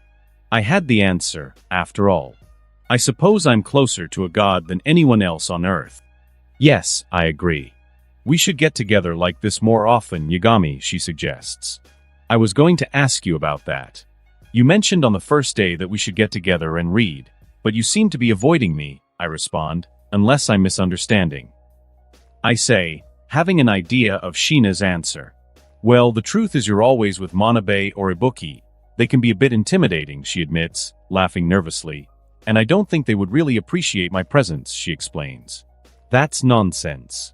We're friends, right? I wouldn't let them treat you badly. And while they may not seem the kindest at first, they aren't bad people, I reassure her. Is that so? She asks, still seeming unsure. I promise it is. Either way, you would be coming to talk to me, not them. So don't hesitate to talk to me if you want. I enjoyed our conversation here today, I say, glancing at the clock in the library. The period was almost over. Okay then, I'll make sure to do that. She finally responds cheerfully. April 1 SD Light. It's the first of the month. You know what that means, right? Ryuk asked as I changed into my school clothes. Of course I do. It's the day of revelation, I replied with a smirk. So, how do you think your class did this month? He inquired. We didn't excel, but we weren't terrible either. Everyone kept quiet about the discovery Ryuk and I shared with the class, so we had a significant advantage over the other classes. But in the end, Class C is mostly just a group of delinquents, so we were probably negatively impacted by our attitude in class and likely outside too. Although, I imagine it would have been worse if Ryuk and I hadn't said anything, I explained, grabbing my phone to check how many points had been transferred this month. 62,000. Not bad.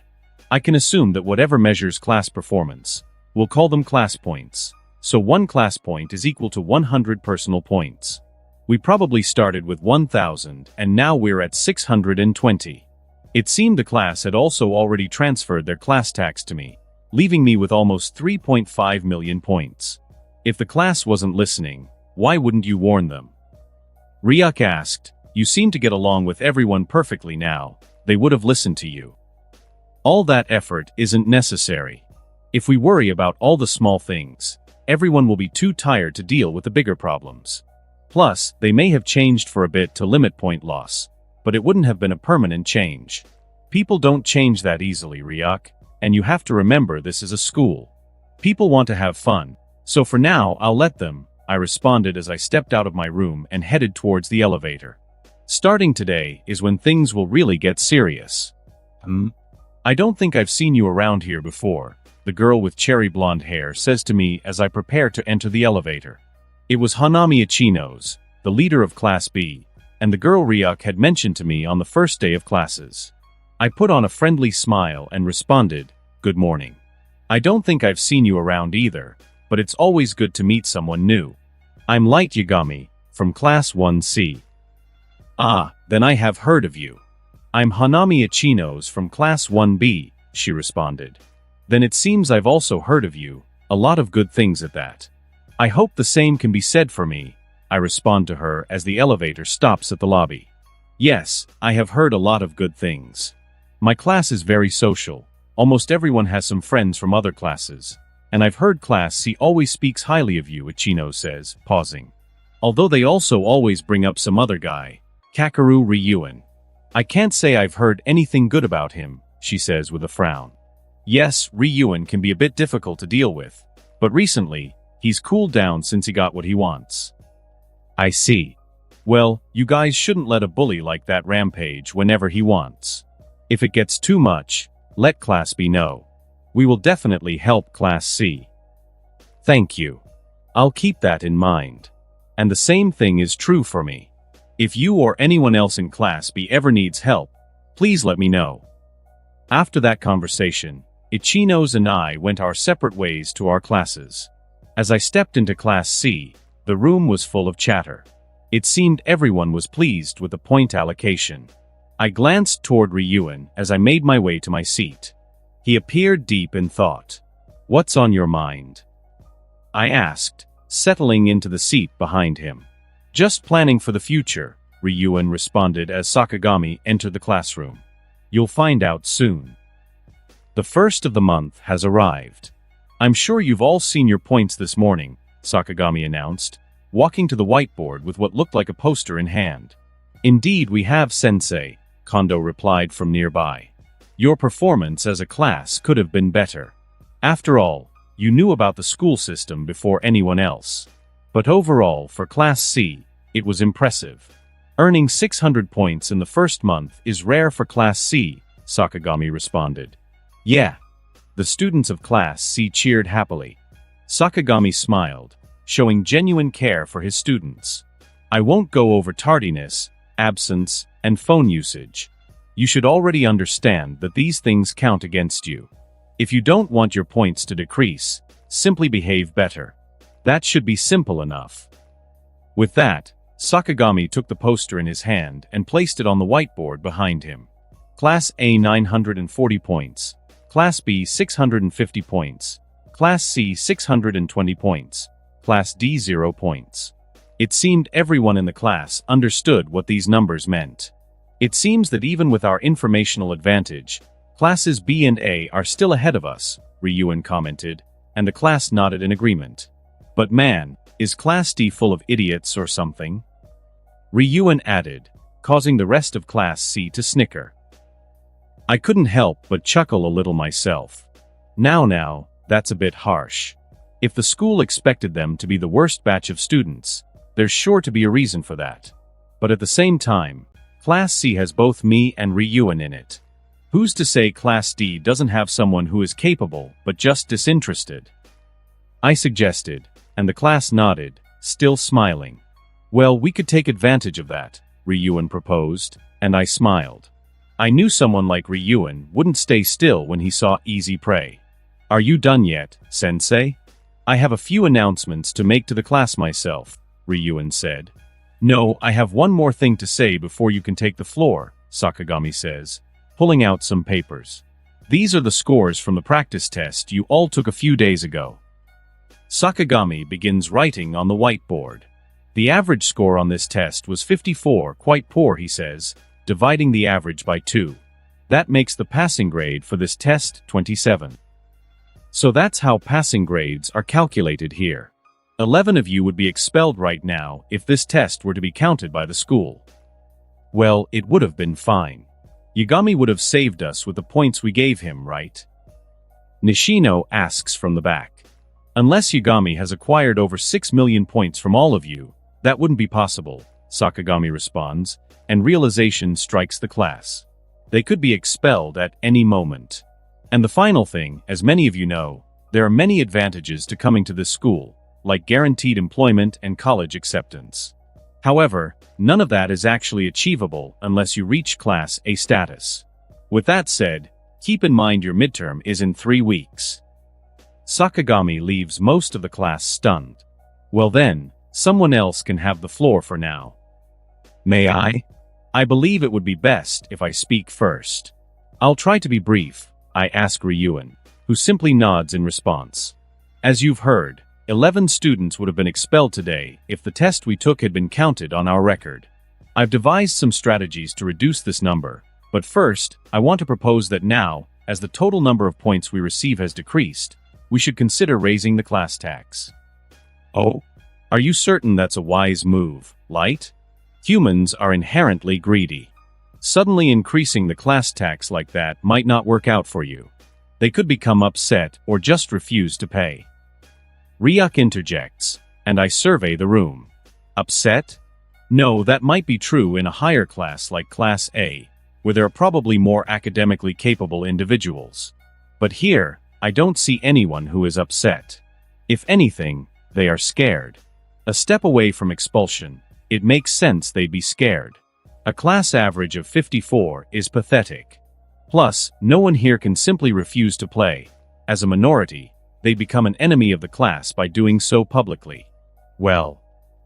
One student seemed like he was about to speak, then glanced at Ryuan to see he was disinterested with the whole situation. That seemed to give him confidence. I just don't think it's fair that high performers on tests should have to pay a tax to protect those who are less capable. His name was Kaneda. He seemed a bit nervous speaking as he was in the minority as a high performer. I understand what you mean, I say, looking at Kaneda, then glancing at the sheet Sakagami attached to the whiteboard with scores. He got an 82. But in a way, I'm the highest performer in this entire class. I point to my test score, a perfect 100. Yes, but you're the one holding all the points. It's different. You can spend your points freely, Kaneda argues back. Obviously, most of the class wasn't on his side. Most of the class was either failing or on the verge of failing the exam. Even those who scored 50 and higher had something to be worried about, because the midterms may be a more rigorous exam than the practice exam. Hearing his words, I take my phone out of my pocket and place it on a bookie's desk. If you think I'm so horrible that I'd bathe myself in luxury while my classmates are struggling, then feel free to check my phone and transactions yourself. I am confident that out of everyone in this class, I've limited my purchases the most to be conscious of the situations of those around me and the responsibilities I have. So, I have spent less than 20,000 points since the start of classes last month. But if anyone doesn't believe me, please take a look at my phone yourself and pass it around, I say, bluffing but confident, as I go quiet, looking at a bookie. A bookie looked at my phone but didn't unlock it and instead passed it directly to her right into the hand of Sheena.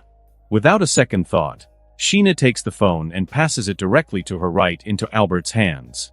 Albert, also disinterested, passes it to his right onto the hands of Ishizaki, who passes it behind him without checking it to Manabe, who quickly passes it to her left to Takito, who, with a disinterested look, finally passes it to Kaneda. Kaneda merely glanced at the phone. In an environment like this, standing out wasn't necessarily a good thing. Checking my phone wasn't worth it. He was intelligent enough to understand that. I apologize. It seems I've made an error.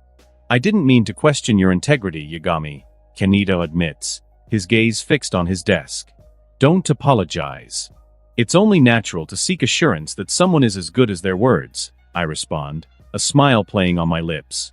Does anyone wish to verify my transactions? I inquire. I doubted anyone would dare to repeat such a stunt. Just like that, Kaneda had painted a target on his back by opposing the majority. The class had lost trust in him as he seemed to be turning his back on them with this act, and chances are it could have been worse if he had checked my phone.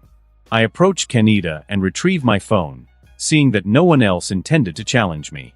I notice some of you casting strange looks at Kaneda, but before you do that, ask yourself this. If the roles were reversed and you were paying for the class's mistakes, would you willingly give up your money for others? At those words, some people avert their gaze from Kaneda. Kaneda looks up at me, seemingly surprised that I had helped him regain some of the class's acceptance. At the same time, some gazes changed onto me as they realized I was a prime example of someone willing to sacrifice themselves for the herd. I returned to the front of the class after saying that. So, how many do you think we should give up? Ibuki soon asks. Well, I want everyone to be able to live comfortably, so if everyone doesn't mind, may I ask how many points you all have? Soon thereafter, I learned that the class had an average of 47k points after their initial tax that morning. Students had spent an average of 35,000 points in the first month. It was better than expected, but I suppose they didn't have much of a choice after I taxed them an average of 55,000, and they also knew they wouldn't be getting 100,000 the next month. Knowing that everyone could survive on 35,000 points, everyone agreed to allocate 12,000 extra points to the class pool. How many points does that leave us with in your account? Manabe asks me. About 3.76 million. A lot of the class seemed reassured by this number. It meant a much greater chance of being saved, after all. I have one more thing to announce, I say, reaching into my bag and pulling out a folder full of packets. These are study guides for the midterms. Every topic the teacher has explained is in this packet, and there are even practice questions. But I can promise, if you all study using this, you will definitely pass the midterms. At these words, Ryuan looks at me. He was probably curious about how I could be so sure. Well, I want him to be curious anyway. I also request that high scorers be mindful of others and try to limit their grades to bring down the class average. Also, if you need help make study groups or contact me, I say, smiling as I pass out the packets. As the class took the packets, many of them breathed a sigh of relief and looked pleased. I had spent time making sure the common idiot could understand the information on those packets, so as long as they can get through this packet, everyone will pass the midterms. I'm done now, Ryuan, I say, walking to my seat.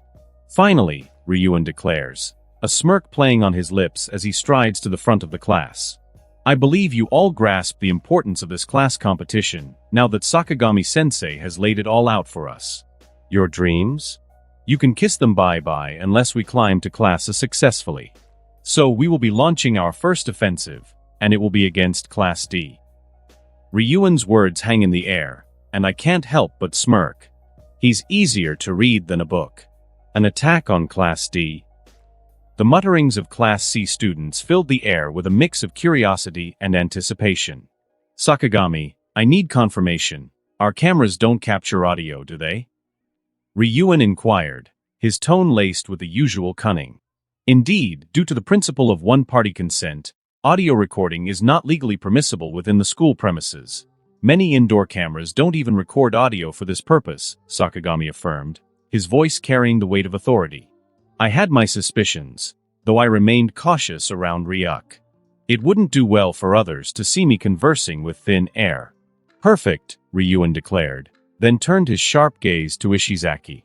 You mentioned a certain hot-headed basketball player from Class D, didn't you? Ah, pseudo? Can't believe you'd remember something like that, Ishizaki replied, scratching his head in mild surprise. My proposal is simple. After the midterms, we launch our first move against Class D, targeting pseudo. We'll have a few weeks to plan everything meticulously, and what would you have us do? Ishizaki asked, ready to follow his lead. Yet, I felt compelled to pose my own question. What exactly do you hope to gain from this?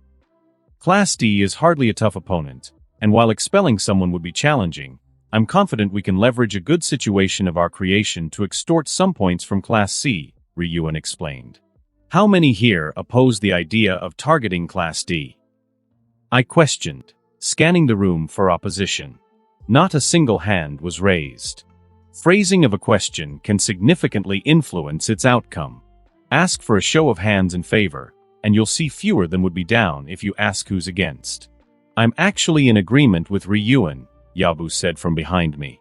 To climb to Class A, we can't be completely passive, or we might be stuck here forever. Nods of agreement rippled through the crowd. I understand, I conceded with a sigh. While I'm not one for drastic actions, it seems this much necessary for the sake of competition. After a brief pause, I continued, if the majority of the class is in agreement, then we will proceed with your plan, Ryuk. However, I am curious. Why wait until after the midterms to strike against Class D? Preparation is key, not just for the midterms but for our following actions. You and I may be fine without preparation, but the rest of the class isn't as capable, Ryuk explained. I would have thought you'd capitalize on the pressure Class D is under during midterms. It seemed in character for you to exploit such a situation, I respond, watching as a realization dawned upon Ryuk's face. Considering your study guide, it changes the playing field. If it proves as beneficial as you claim, the class needn't worry about the midterms, Ryuk pondered aloud, then inquired, are you confident in the guide's effectiveness for those who rely on it? I'd stake my life on it, I declare with unwavering confidence, addressing the class. If you follow the study guide's explanations, passing the midterms will be easy. Ryuk, deep in contemplation, finally speaks. Your confidence is confusing, but if you're convinced, then I suppose there's no cause for concern regarding our performance on the midterms. He smirks, a plan forming in his mind. Initially, I saw no advantage in pressuring Class D during midterms, fearing it might backfire on us. But now, I realize they're likely as anxious about potential expulsions as we are. Ryuk picks up the study guide and flips through its pages. Most of you might be idiots, but this guide, he says, holding it up, will see us through the midterms with ease. It's detailed, almost like having a personal tutor. His smile widens. We can't miss this chance. Right after the first month, when Class D is at its weakest, we'll strike during the midterms. Their focus will waver, and we'll be there to capitalize on it. I conceal a smirk behind my hand, amused by the unfolding strategy. Ryuk, ever the observer, interjects with a knowing look. You've planned this, haven't you, Light?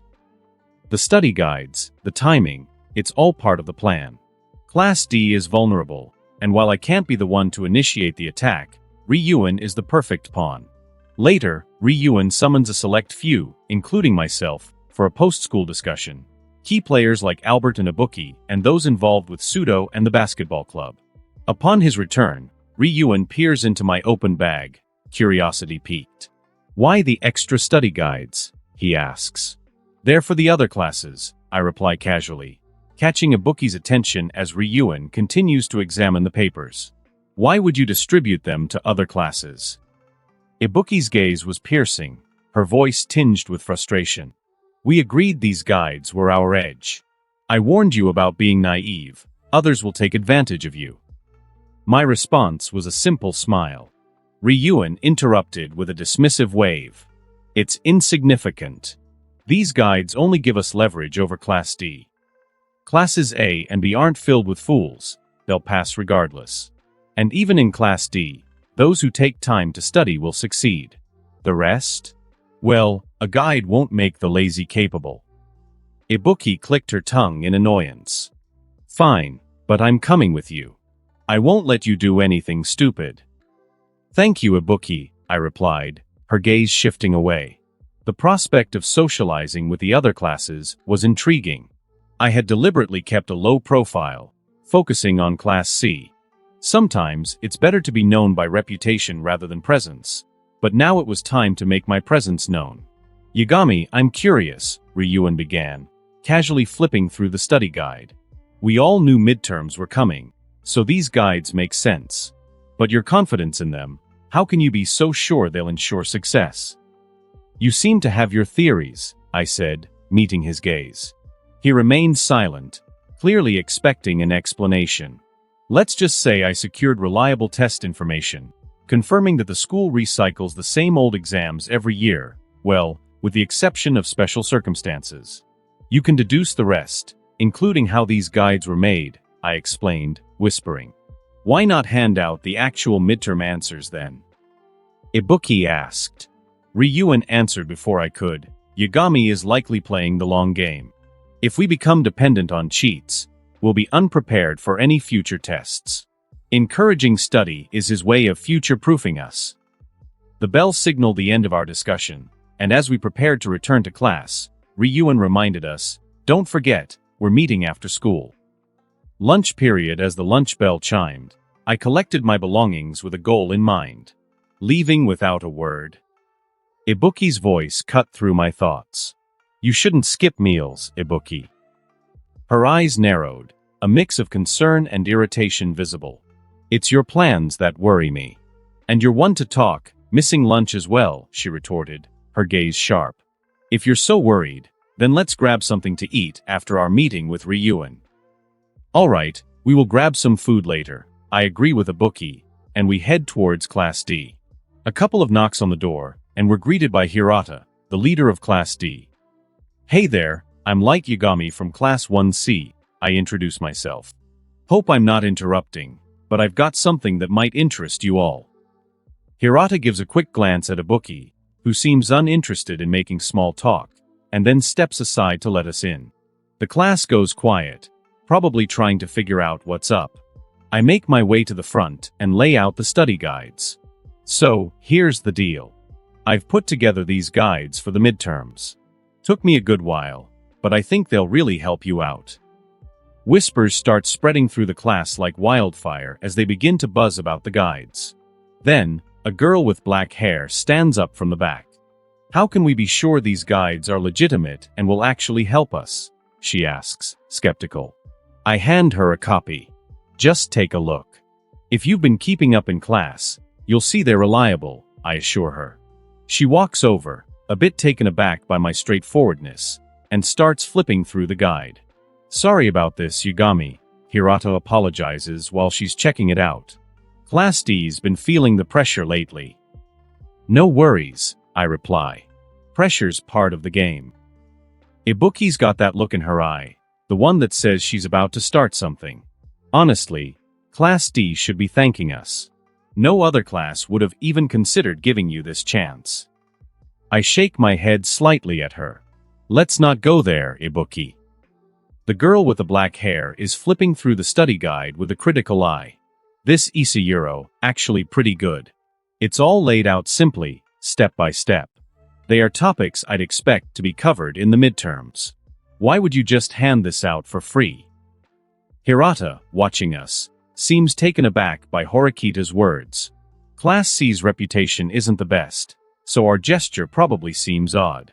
Before we go any further, could you tell me your name? I'm guessing this is Hirata, but I don't know your name and it's weird talking to someone without knowing what to call them. She hesitates for a moment before answering, Susan Horikita. As soon as she says her name, I can't help but notice she looks a lot like the student council president. The same last name, too? This could work to my advantage. I'm giving away the study guide for a simple reason. I don't want anyone to drop out because they failed an exam. That's all. We don't need your charity, Horikita says, pushing the packet back into my hands. Ibuki grabs my arm, ready to leave. Then let's not waste any more time here.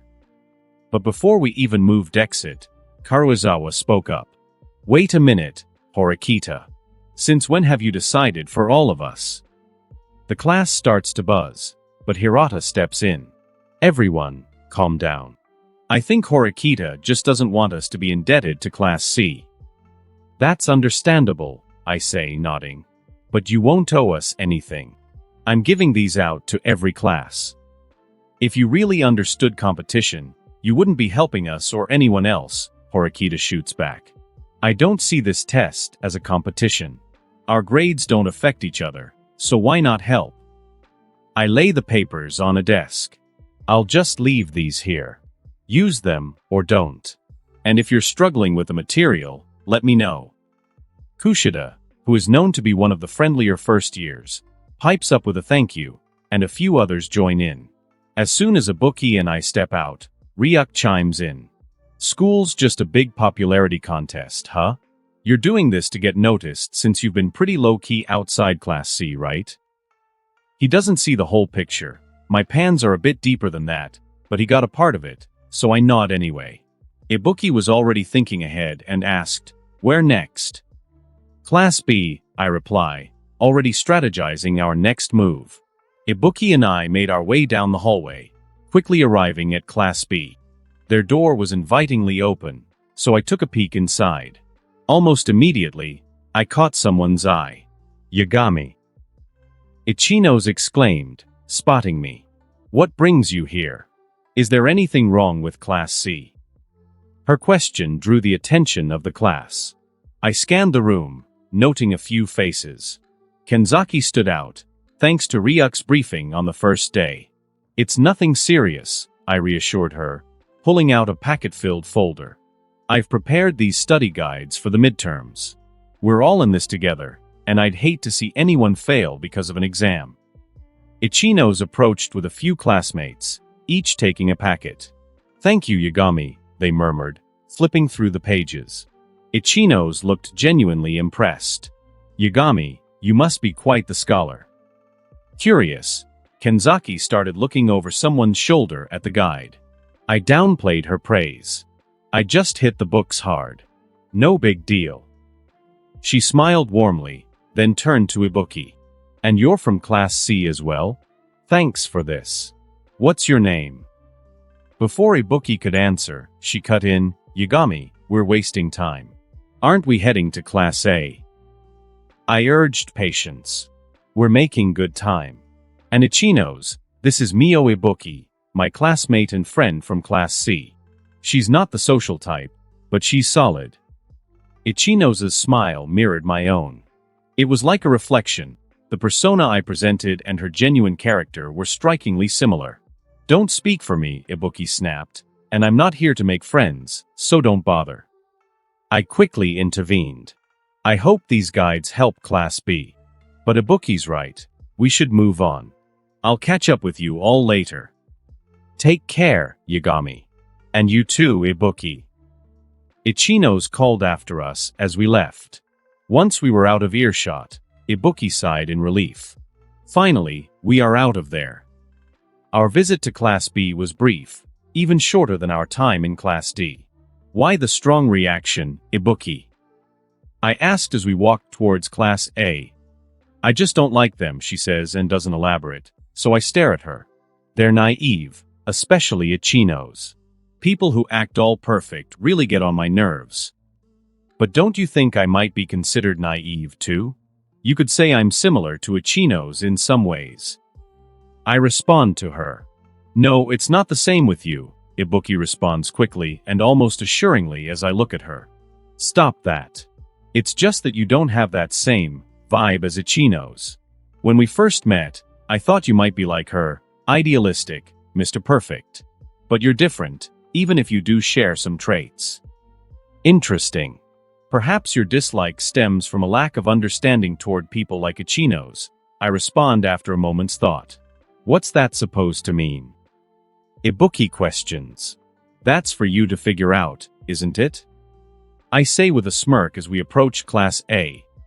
Opening the door, I was greeted by an interesting environment. It was like a regular classroom but more organized. Of course, two people instantly caught my eye, Arisu Sakayanagi and Kohei Katsuragi, the two exceptional members of Class A. Katsuragi was surrounded by a small group of boys, while Sakayanagi seemed to keep to herself as she sat at her table, seemingly uninterested in the world around her. Walking into Class A, the atmosphere was noticeably different.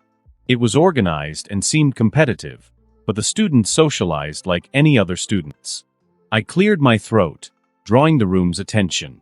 "Good afternoon, everyone. I'm Light Yagami from Class 1C.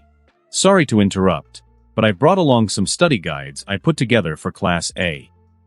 I received a few curious glances, including those from Katsuragi and, to a lesser extent, Sakayanagi. Their interest was piqued, albeit to different levels. Katsuragi approached his expression a cautious one. "A study guide?" he asked, and I nodded, handing him one of the packets.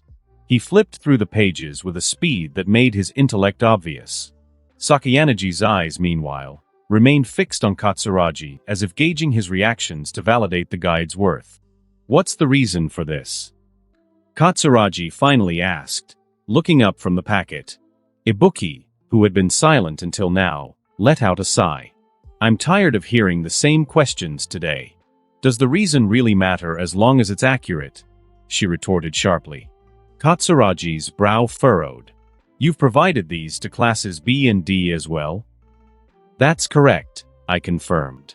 Sakayanagi, who had been observing from her seat, stood up, leaning on her cane. "May I see that packet too?" she requested, her tone polite yet commanding. "Of course," I replied, handing her a copy as she made her way to the front. She scanned the guide briefly before looking up with a sly smile. "How did you come up with these questions?" she asked. "It's interesting. The quizzes, mock tests, and even entrance exams we've taken at this school included questions that far exceeded general knowledge. They seem designed for academically gifted students to shine. Yet, your study guide includes certain versions of these challenging questions and omits others, almost as if you know exactly what will be on the midterms.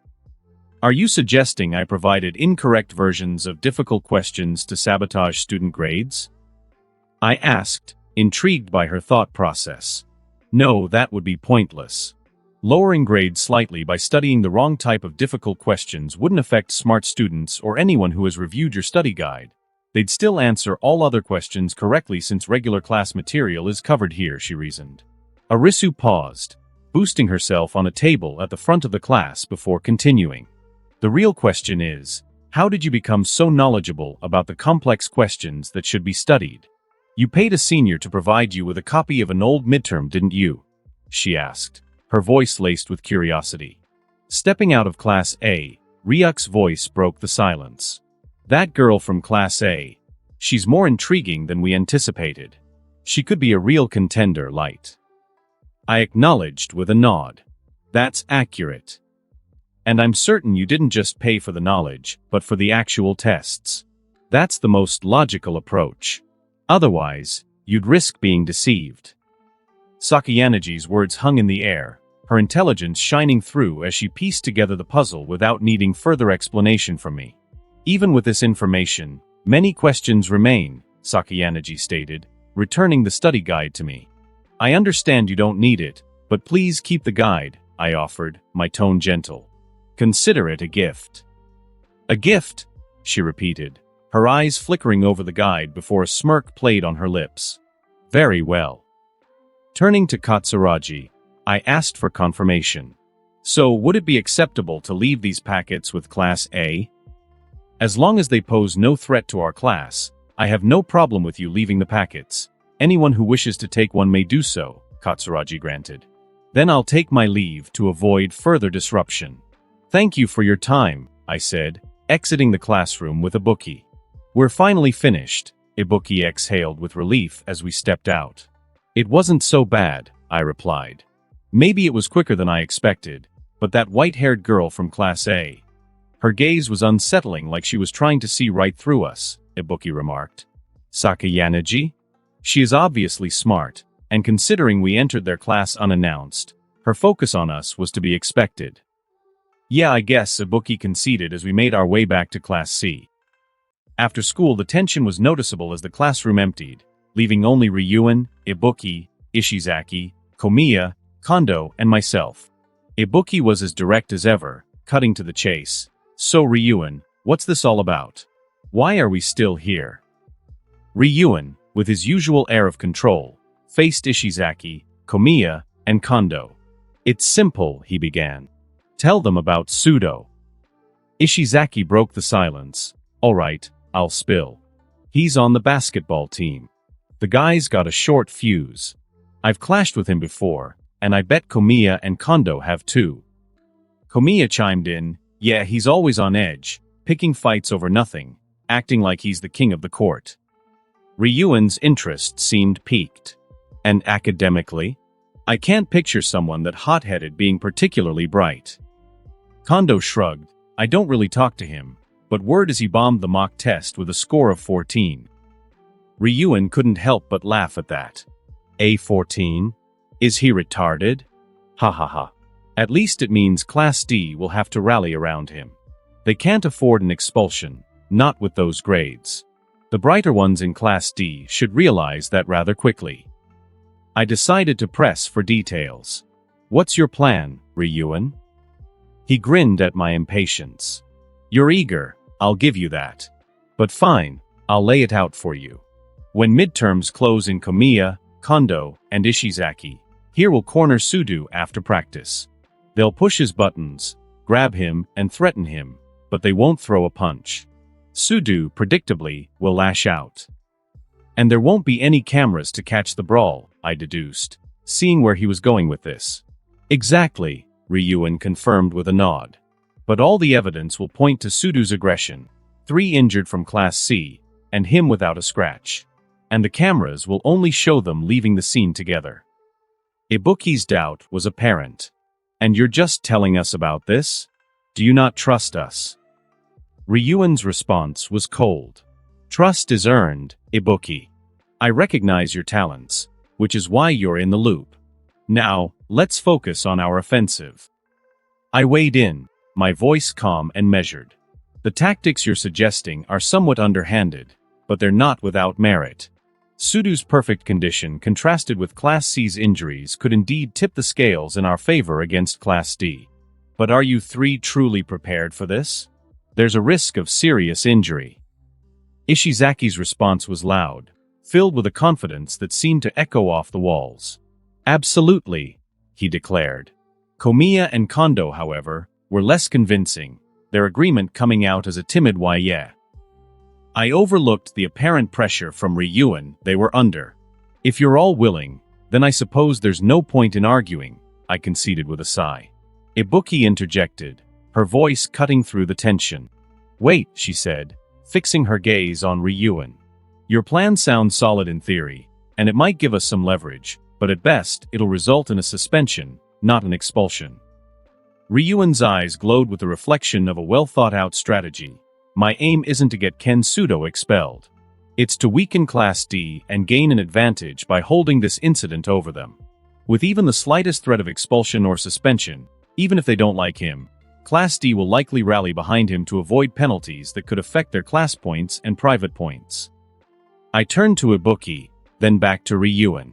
This school thrives on competition, I began, and someone like Sudo could be a valuable asset in any physical or sports-related challenges ahead. Not all tests here are academic. Remember the swimming lessons? We've confirmed they're probably more significant than they appear. Sudo will undoubtedly be a key player for Class D. If they understand his value, they'll do everything in their power to protect him. After all, he's one of the most physically capable students they have. Lost in thought, Ryuan considered my perspective. When you frame it like that, Sudo's potential does indeed make him more valuable than I initially gave him credit for. I couldn't help but smile at the thought of Class D's untapped potential. They're a bit unrefined, but they possess a raw potential that could pose a significant challenge to Classes A, B, and C in the future, despite their current standing, I said with a sense of pride. Ryuan's gaze hardened as he dismissed Ishizaki, Komiya, and Kondo with a wave of his hand. Let's change the subject. The midterm exam answers you have, hand them over, he demanded. I was taken aback. But you already have the study guide I provided, don't you? I questioned. Ryuan's expression was unamused. Do I look like someone who wants to study? He retorted flatly. Just give it to me. I have no intention of getting expelled in the future, and I certainly don't plan on paying some senior for something I can get for free, so there's no point in keeping them from me. Besides, if you don't comply, I might just take out my frustration on our classmates, he said, a sly grin spreading across his face. I met his gaze with a stern look. Fine, you'll have it. But you'll need to wait until tomorrow. I promised the source of the midterm answers anonymity, so I'll need to recreate the test with the answers for you. Just make sure I get it with all the answers. I don't care how, Ryuk said dismissively. Turning to Ibuki, I changed the topic. Shall we grab something to eat? She seemed momentarily flustered. Oh right, I almost forgot, she said, a blush coloring her cheeks. Give me an hour. I need to change back at my dorm. We've been running around quite a bit. I have some matters to attend to myself, I replied as Ibuki made her way out, leaving me alone in the classroom. Well, not entirely alone. Ryuk's laughter echoed through the empty classroom, a sound that would send shivers down most spines. It seems you've become Ryu's pawn, Light. I must say, I expected more from you. Perhaps I should intervene to make things more entertaining. I let out a soft chuckle, ensuring it was just low enough to avoid being heard outside. Me, Ryu's pawn? It's quite the opposite, Ryuk. If anything, he's unknowingly playing into my hands, I whispered, my eyes darting to the camera before I made my way toward the door.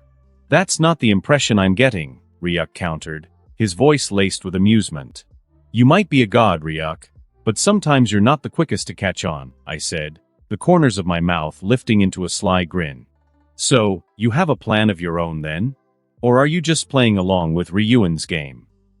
Ryuk, you seem to have overlooked the fact that I've been setting the stage for this moment long before today, even before our conversation with Ryuk. And who's to say what's unfolding isn't of my design? I replied confidently. While I value your occasional assistance, I'm far from helpless without you. The pieces have been in place for quite some time. Ryuk appeared puzzled, which was understandable. Despite his constant presence and observation, he hadn't grasped the full extent of my strategy. Are you implying that this entire scheme is really your own creation? He inquired. As I descended the staircase, I couldn't suppress a knowing smile. The downfall of Class D has been inevitable for a long time, Ryuk. No one can alter the future I have planned for them.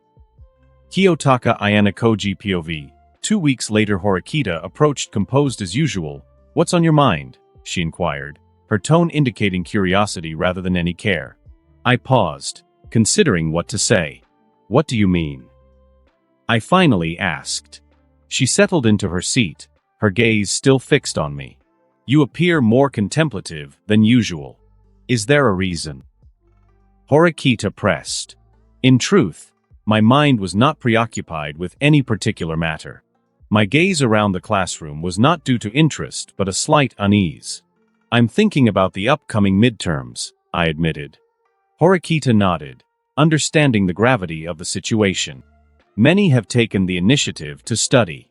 Hirata has even formed a study group despite Yagami's guide being available to all. Yet, some are still at risk of failing. Sadly, one doesn't become a scholar overnight, she remarked, a hint of frustration in her voice. Why not intervene? The repercussions of a student's expulsion could be irreversible for our class, I suggested, knowing full well the stakes involved. She clicked her tongue, a rare display of irritation. I've made attempts. If they choose not to study, there's little more I can do, Horikita responded, her resolve clear despite the setback. I nodded in understanding. While Class D's problems were not my primary concern, their potential failure in the midterms could have far-reaching consequences. It might be time for me to act. Purchasing the midterm exam from a senior seemed like a plausible strategy, likely the same method Yagami employed for his study guide. The school's tests were probably recycled annually, which would explain why Yagami opted to create a guide rather than distribute past papers. It seemed like the only viable course of action at the moment. As I solidified my plan, the bell signaled the start of class, and Chabashira entered the room. Chabashira's expression, typically unreadable, felt slightly off today. Settle down, everyone. I have an announcement, she addressed the class with her usual sternness. The room fell silent, except for Yamauchi, Ike, and Sudo. Their whispers persisted, not caring about Chabashira's announcement. Class C has filed a formal complaint against Sudo. They allege he assaulted them post-practice, causing injuries to several students, Chabashira disclosed. I pondered the implications. Could Yagami be orchestrating this? It seemed out of character for him and too overt for his style if he wasn't who he presented himself to be. Perhaps Ryuan, the ruler of Class C, was the true designer of this scheme. That's a lie. They came at me first. Sudo's protest was loud, his hands slamming down on his desk. His pristine condition contrasted sharply with the claim of multiple injuries the members of Class C had. Chabashira was unmoved. Without evidence, your claims hold no weight, Sudo. However, should there be any evidence or witnesses, the narrative might shift, she added, leaving a sliver of possibility open. Kushida rose from her seat, her voice clear and concerned. Did anyone witness the fight between Class C and Sudo? The classroom fell into a hush as Kushida's question lingered unanswered. I scanned the room, noting the shared uncertainty among my classmates. It appeared that no one had witnessed the incident. Chabashira's voice cut through the silence. In 3 days, there will be a joint meeting with classes C and D and the student council. Since the report was filed on a Friday, you have until Wednesday to prepare a defense. The school wishes to resolve this before finals. Depending on the outcome, there may be a deduction of class points, and or Sudo could face severe consequences. The class erupted into whispers. Class D was already point-starved, and with the new month approaching, we couldn't afford any penalties against Sudo. Such sanctions could cripple our already meager potential points for the next month. And with the midterms on the horizon, even if Sudo were allowed to participate, any disciplinary conditions could spell certain failure for him. Chabashira didn't pause for long. Now that we've addressed this matter, let's move on to other topics, she announced, redirecting the class's focus. Mid-class day Horikita's gaze shifted from the window to me, a question in her eyes. Ayane-koji, what's your take on Sudo's situation? I considered my words carefully. While Sudo's behavior is often less than exemplary, I'd like to think he wouldn't initiate an unprovoked attack. However, the potential repercussions of this incident could be severe, possibly leading to his expulsion. That outcome would be detrimental, considering we're unaware of the full impact such an event could have on our class's future. After all, Sudo is arguably the most physically capable among us. Horikita's response was terse. That's mere speculation. Are you prepared to dismiss the chance that my assessment might be correct? I probed, curious about her stance. But she offered no reply. Hirata then addressed the class with a sense of urgency. Let's work together to uncover the truth behind Sudo's fight. Surely someone must have witnessed the incident. His call to action resonated, particularly with the female students, and Kushida's support assembled the rest of the class. Once a consensus was reached, Kushida approached Horikita and me. Ayane-koji, will you lend us your assistance? We could use all the help we can get. Horikita's voice carried a hint of sarcasm. Given your earlier remarks, you're somewhat obligated to contribute, aren't you? I let out a resigned sigh. It seems I have little choice, I conceded. However, if I'm to be of any help, you'll need to accompany me. Kushida nodded, albeit with a hint of confusion. We made our way to the cafeteria, where I scanned the room. Among the upperclassmen, a few stood solitary figures savoring the school's complimentary vegetable soup. Their isolation suggested they belonged to the lower classes, and their choice of the free meal revealed their financial conditions.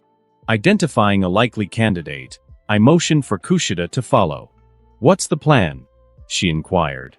We will get to Sudo. The class as a whole is what we should concentrate on first. Although it's unlikely, given the lack of concrete evidence, a victory for Class C in the upcoming case could still affect our points. We need to mitigate that risk by ensuring everyone performs well on the midterms. Another month without points would be demoralizing. Any score above 0 will at least offer a glimmer of hope. Kushida looks at me with a bit of amazement. Wow, Ayane-koji, I didn't take you for the analytical type. I shake my head at her words. No, if anything, I'm just repeating the words Horikita said to me. Kushida nods. So then, what will we be doing? We will buy the previous midterm exams from our seniors, I respond. Someone is plotting against Class D. But they won't be able to account for a variable like me in Class D. They are probably aiming to drive Class D into financial ruin through this attack against Pseudo. If they are successful, Class D won't have a point to their names for who knows how long. We've already gone 2 months without points. This midterm is Class D's only chance to make some headway. But if we lose all of our potential points because of acts of violence and drop to 0, it will probably be a while till we can get our hands on a decent amount of class points. The plotter in Class C probably recognizes this and is hoping we recognize it too, so that we would just be contractually obligated to hand points over to Class D. After all, even if we only get 5k points a month after the midterms and have to hand half of that each, so 2,500 or 100,000 private points in totality, then that would be better than remaining at 0 private points. Whoever is masterminding this is seriously heartless. No matter what we do, we will be under severe financial burden. So we need to maximize our potential points for the next month to be safe. Not only that, we need to go on an offensive. During the meeting, Horikita will have to make a good argument against the 3 whom Pseudo supposedly attacked and whoever is there to back them. If we play our cards right, at the very least, we can guarantee we get out of this situation just barely breathing.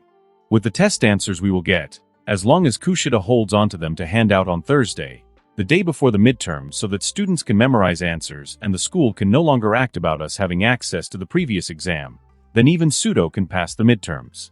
The worst case scenario is that Class C's demands are outrageous and can't be beaten or tricked, so Pseudo or the class is punished somehow. Class D takes the exam, but we pass with the answers from the previous years, hopefully mitigating some of the damage Pseudo's act of violence will have on the class.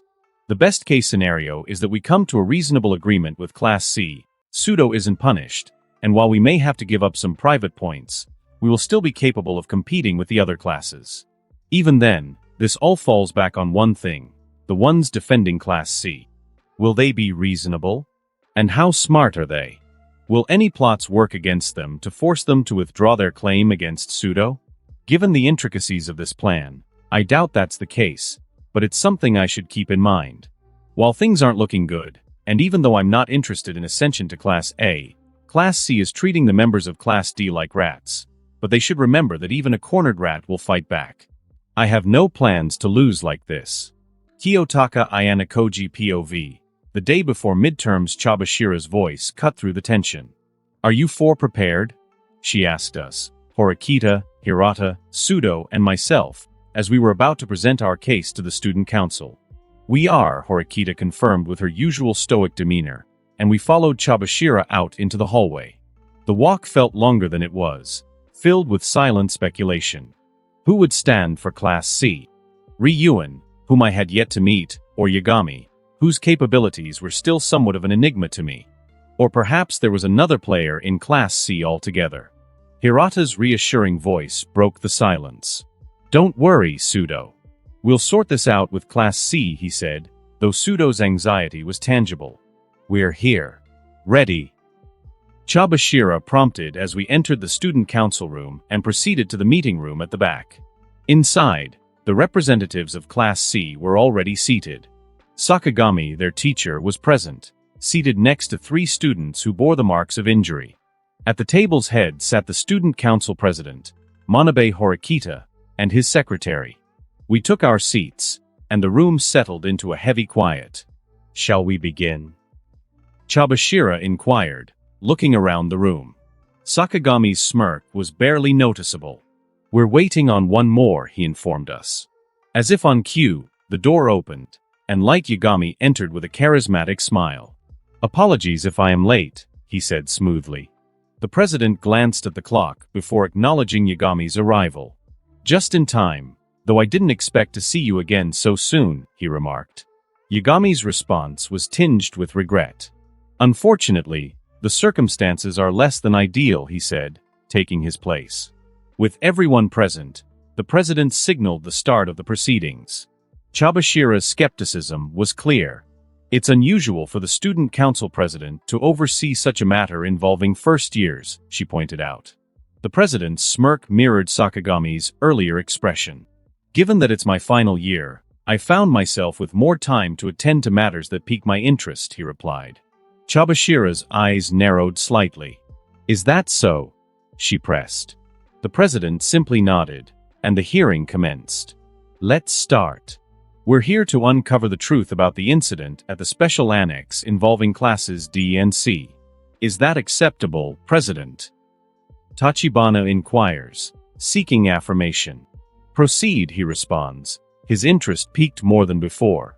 Tachibana elaborates. Komiya, Kondo, and Ishizaki claimed they were called to the annex by Ken Sudo, where he assaulted them.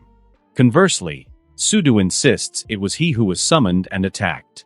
The stories conflict, but one fact is clear. Komiya, Kondo, and Ishizaki sustained injuries from Sudo. We'll proceed with them as the victims and Sudo as the defendant. This is nonsense. Sudo erupts, slamming his hand on the table. I won't deny the fight, but they lured me there. It was self-defense. They're always spouting nonsense, jealous that I'm first string, and Dash's outburst does us no favors. If we don't act swiftly, this could escalate poorly. Quiet, Tachibana commands, altering the room's atmosphere. Given the plaintiff's condition, it's evident the violence was one-sided. I believe we have enough to decide the case. I had to intervene before it was too late. Subtly, I tickled Horikita, prompting her to stand. Stop that, she demands, rising to her feet. We'll lose if you don't act, I whisper to her, and she grasps the situation immediately. I request to question the witnesses before any decision, Horikita asserts. Granted, the president concedes. Yet, the odds seemed against us. The three from Class C and their teacher wore smug grins as if they had anticipated this. What prompted your meeting with Sudo? Horikita probes. I was invited to discuss a basketball play, Komiya answers smoothly. Horikita, slightly flustered by his composure, continues, then why was Ishizaki at the annex? He's not on the basketball team, and practice had ended. Ishizaki can explain, Komiya defers. We're close friends and planned to dine out after their practice. I joined them in the annex afterward, and I have the message history to prove it, Ishizaki interjects confidently. As time ticks, Horikita's anxiety mounts, but Hirata steps forward. No offense, but messages can be fabricated. Yagami takes the floor, addressing Horikita and Hirata. You might think so, but the school system can verify the authenticity, including the timing of these messages. Moreover, we have this, he says, brandishing papers. These records show their consistent dining out after practice. The student council president examines the papers and nods. These are legitimate, he acknowledges, turning to Class D. Horikita and Hirata appear at a loss, but then Horikita speaks up. How did you lose so easily to Sudo? It's common knowledge that fighting multiple opponents is more challenging. We had no intention of fighting, Komiya replies. But you were aware of Sudo's aggressive nature when you agreed to meet him, Horikita presses on. Yes, but, Kondo starts. I've heard enough, Yagami interjects, cutting Horikita off. If your brother was attacked at night, would you blame him or the assailant? If you were robbed, is it your fault for allowing your belongings to be visible, or the thief's? Even if they provoked Sudo, the blame lies with the aggressor. Class C students, previously faltering under Horikita's questioning, regain their composure as Yagami speaks. Horikita seems momentarily lost, but Hirata supports her.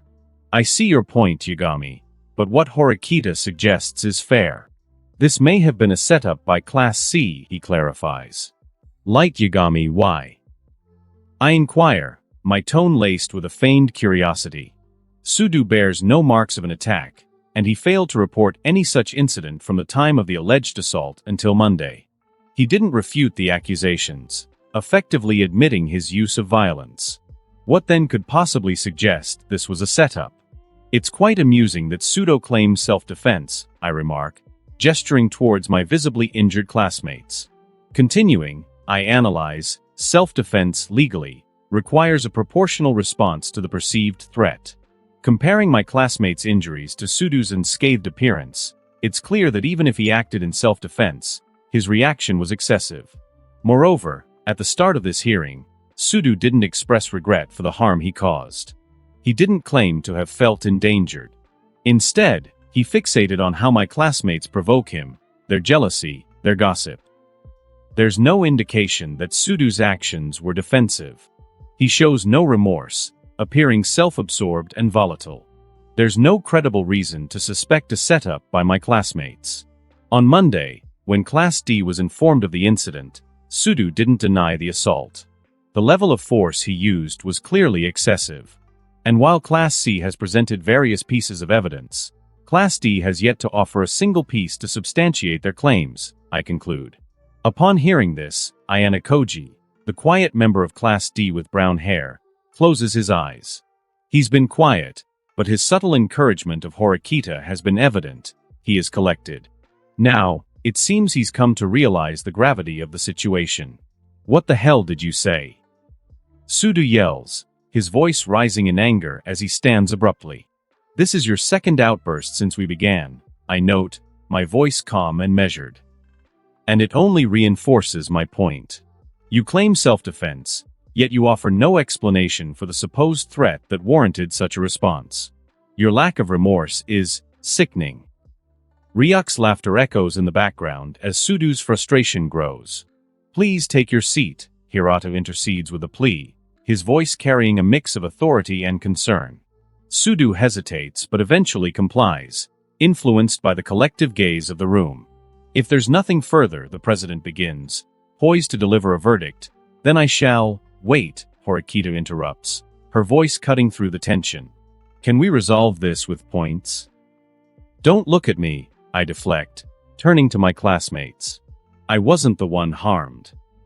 Komiya, Kondo, and Ishizaki exchange glances, their smiles showing at the thoughts of compensation. We'd be content with settling for a mere 1,000,000 points, Komiya suggests, his tone casual. The audacity of their request is obvious even to me. They're asking for a fortune. Class D's point reserves are already stretched thin. This demand would consume them entirely. Class D can't afford such a loss, Hirata argues, his concern evident. 500,000 points is more than generous, Horikita counters, seeking a middle ground. I weigh in, the penalty should match the offense, shouldn't it? Let's consider the points Class D is likely to earn this month. 100 seems reasonable, given their efforts. A bit less, but yes, Horikita concedes. Then let's say 90 class points, equivalent to 9,000 private points. Over 2 months, that's 720,000 private points before summer, assuming no further incidents. Add to that the fact Sudo wouldn't be punished and would continue to contribute to the class, and I'd say 750,000 points is a more than fair compromise. Have you reached a decision? The president inquires. Horikita closes her eyes and sighs in resignation. Yes, Class D accepts Class C's terms. The matter is settled, the president declares. The points will be deducted accordingly. Horikita's gaze locks onto mine, a question in her eyes. Do you truly believe Class C is innocent?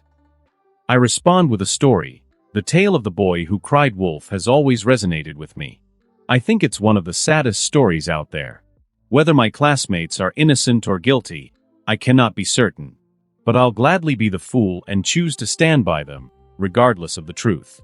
In the moments they need me the most, I want them to know they can lean on me no matter the situation or circumstances. My words take aback the room. They were lies, but in a way they were also the truth. That's indeed how I acted in public, so what's wrong with claiming it as the truth?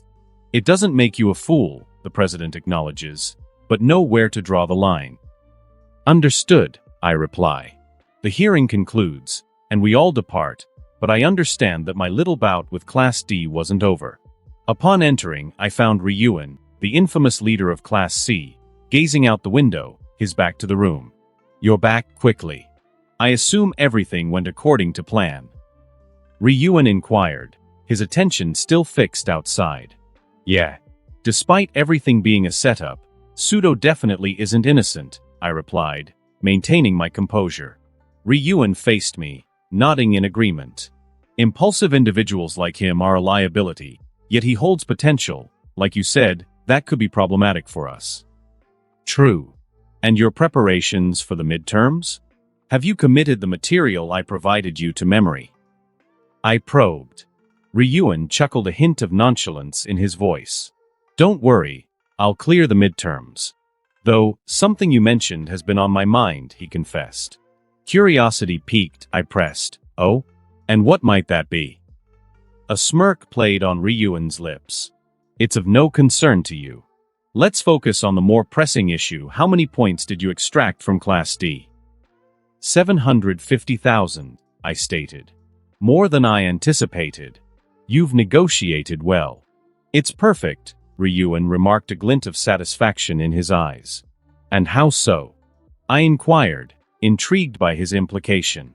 Let's just say I'm in need of points. They're important to me, he explained. I nodded, understanding. If you're after your 40%, you'll need to arrange that with them. The points will probably be allocated soon. I'll handle it, Ryuan assured me, his tone laced with sarcasm as he bid me luck for tomorrow's midterms. Left alone with Ryuk, the question arose, what's next? Preparation is key. Tomorrow holds significance, so I'll head home early and study, I explained. Oh, that's no fun. Isn't there anything better to do? Ryuk asked. Regrettably, there's nothing more at the moment, I concluded with a sly grin, embracing the calm before the storm of the midterms. Kiyotaka Ayanakoji midterms Horikita arrives early, as punctual as ever. You're here quite early, she remarks, settling into the seat beside me.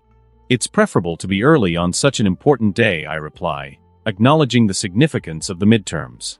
She nods, a silent gesture of understanding. Are you confident?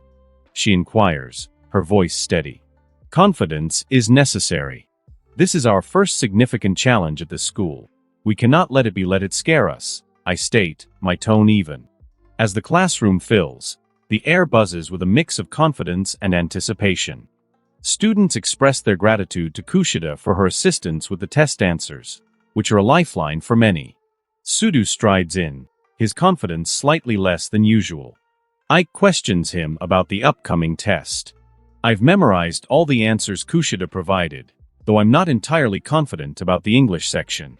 But I'll give it my best, Sudu admits, a rare hint of weakness in his voice. Horikita takes note of this. The confidence within Class D isn't unfounded. Many have diligently studied Yagami's guide, while others have relied on memorization. Chabashira enters, distributing the tests with a rare expression of encouragement. If no one fails the midterms, a pleasant island vacation awaits you all. Good luck, she says, her words igniting a spark of excitement, particularly among the boys.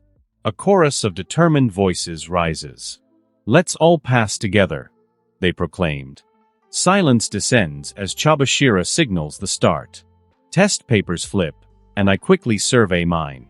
In a moment, the atmosphere shifts noticeably. Confidence morphs into despair. Eyes dart across the room, seeking silent comfort in shared despair. The test was completely original. It was nothing like the one we had secured from the upperclassmen. This discrepancy can't be a mere oversight. It's a deliberate act, a scheme designed to sabotage us. If this ploy against Class D succeeds, it will be a defining moment, an unforgettable scar on our collective memory. I observe the classroom, noting the sunken faces, a testament to the gravity of our situation. This will definitely be a day we will never forget. Light Yagami Ryuan, this was your doing, wasn't it? I confront Ryuan immediately after submitting the midterms, just as Sakagami steps out to have the tests graded. His laughter echoes through the room. You caught on quickly, Ryuan admits, while the students of Class C were expressions of confusion, unaware of the original midterm content. That's low even for you, Ryuan, I comment as Sakagami re-enters the room. I approach him. Did anyone fail? He pauses before answering no. With that, I exit the classroom, a triumphant grin spreading across my face. It was almost too easy, I declare, amused by the simplicity of my scheme. Ryuk, ever curious, inquires, what's going on, Light? I noticed the exam was different from the exam you made the guide from. But why? What happened? As we walk, I explain, the study guide was a trap, not for the average student, but for the geniuses and fools of this school. A trap? How so? Ryuk probes further. Sakayanagi almost grasped the true purpose of the guide, though she likely remains unaware. The guide hinted at a method to acquire the original midterm questions, a realization only one who is sharp could reach. My intention was for all class leaders to believe they could safely secure the original exam as a safety net for their weakest students, including Class C's leader Ryuk. I clarify. And what do you gain from Ryuk having this knowledge? Ryuk questions. Manipulation is an art, Ryuk. It's about understanding the desires of those you wish to control. For instance, you prefer apples over strawberries. If I wanted to get you to eat a pie, an apple pie would be the obvious choice. Ryuk is intelligent, opportunistic, and above all, ruthless. I fed him information, hinting at my knowledge of the original exam, the fact the exam can change under special circumstances, and played into his ambition to undermine Class D. Because of his intellect, I knew he would piece together the information I gave him. Because of his opportunistic nature, I knew he would devise a plan of attack, and because he is ruthless, I knew he would follow through. This plan, conceived months ago but unfeasible for me to execute because of how I present myself, was subtly suggested to Ryuk, allowing me to maintain my front. At the same time, Ryuk believes everything is going along with his plan, I reveal. Ryuk laughs. So when you handed him the original exam, you anticipated he would expose it, nudged by your influence. But how did he manage without anyone noticing? To expose the test without detection, I would have placed the real exam on every class's desks after school 2 days ago. The janitors would likely be the first to find them, leading to their confiscation and a midterm switch, completely unnoticed unless someone returned to class during the setup, I speculate. Does this mean mass expulsions for the first years? Ryuk wonders. Not exactly. Classes A and B might see a few expulsions, but most will likely purchase test points to avoid it. Class C, as you heard, passed the test. They never saw the real exam, so they prepared and crammed out of fear of expulsion. As for Class D, I chuckle, they're screwed. The less dedicated students likely relied on memorizing the answers to the test, while the smarter and more capable ones probably studied or have been paying attention in class. Most girls should be safe, thanks to Hirata's study group, but many of the boys, supposedly disliking Hirata, probably didn't study much. And there was one more trap in the study Gidea Euro. It was designed to benefit only those who actually studied, further disadvantaging the academically weaker members of Class D. As Ryuk put it, those willing to study would have passed regardless. Ryuk responded, if I recall, you mentioned that many believe the passing grade is what was announced during the mock test, but it's actually half the class average, right? That means the high achievers inadvertently raise the bar for the less capable. That's precisely the case, I confirm, a sense of satisfaction in my voice. Most remain oblivious to this grading scheme. Moreover, our strategic move against Class D has resulted in the theft of 750,000 points from their reserves. They were due for deposit yesterday, after the meeting. Therefore, Class D finds itself in a dangerous position, unable to rescue its failing members. Everything has unfolded flawlessly. Approaching Class D's territory, I observe their teacher entering with an unreadable expression. Yet, it's the chaos within that captures my attention. The classroom is in turmoil. Debates seemingly rage over the answer sheet and study methods. Hirata, the so-called leader, is like many others in the class, reduced to a silent figure, head bowed in defeat. Amidst the disarray, a blonde individual, Rokusuke Koenji, stands out, seemingly indifferent to the unfolding drama. It's evident to all that Class D has been played. I am righteous. I'm the hero who's liberating people from fear. I'm the savior who's going to be like a god of this perfect new world. Light Yagami, why did you suddenly leave? What's happening? Ibuki's voice caught me off guard, prompting me to turn around.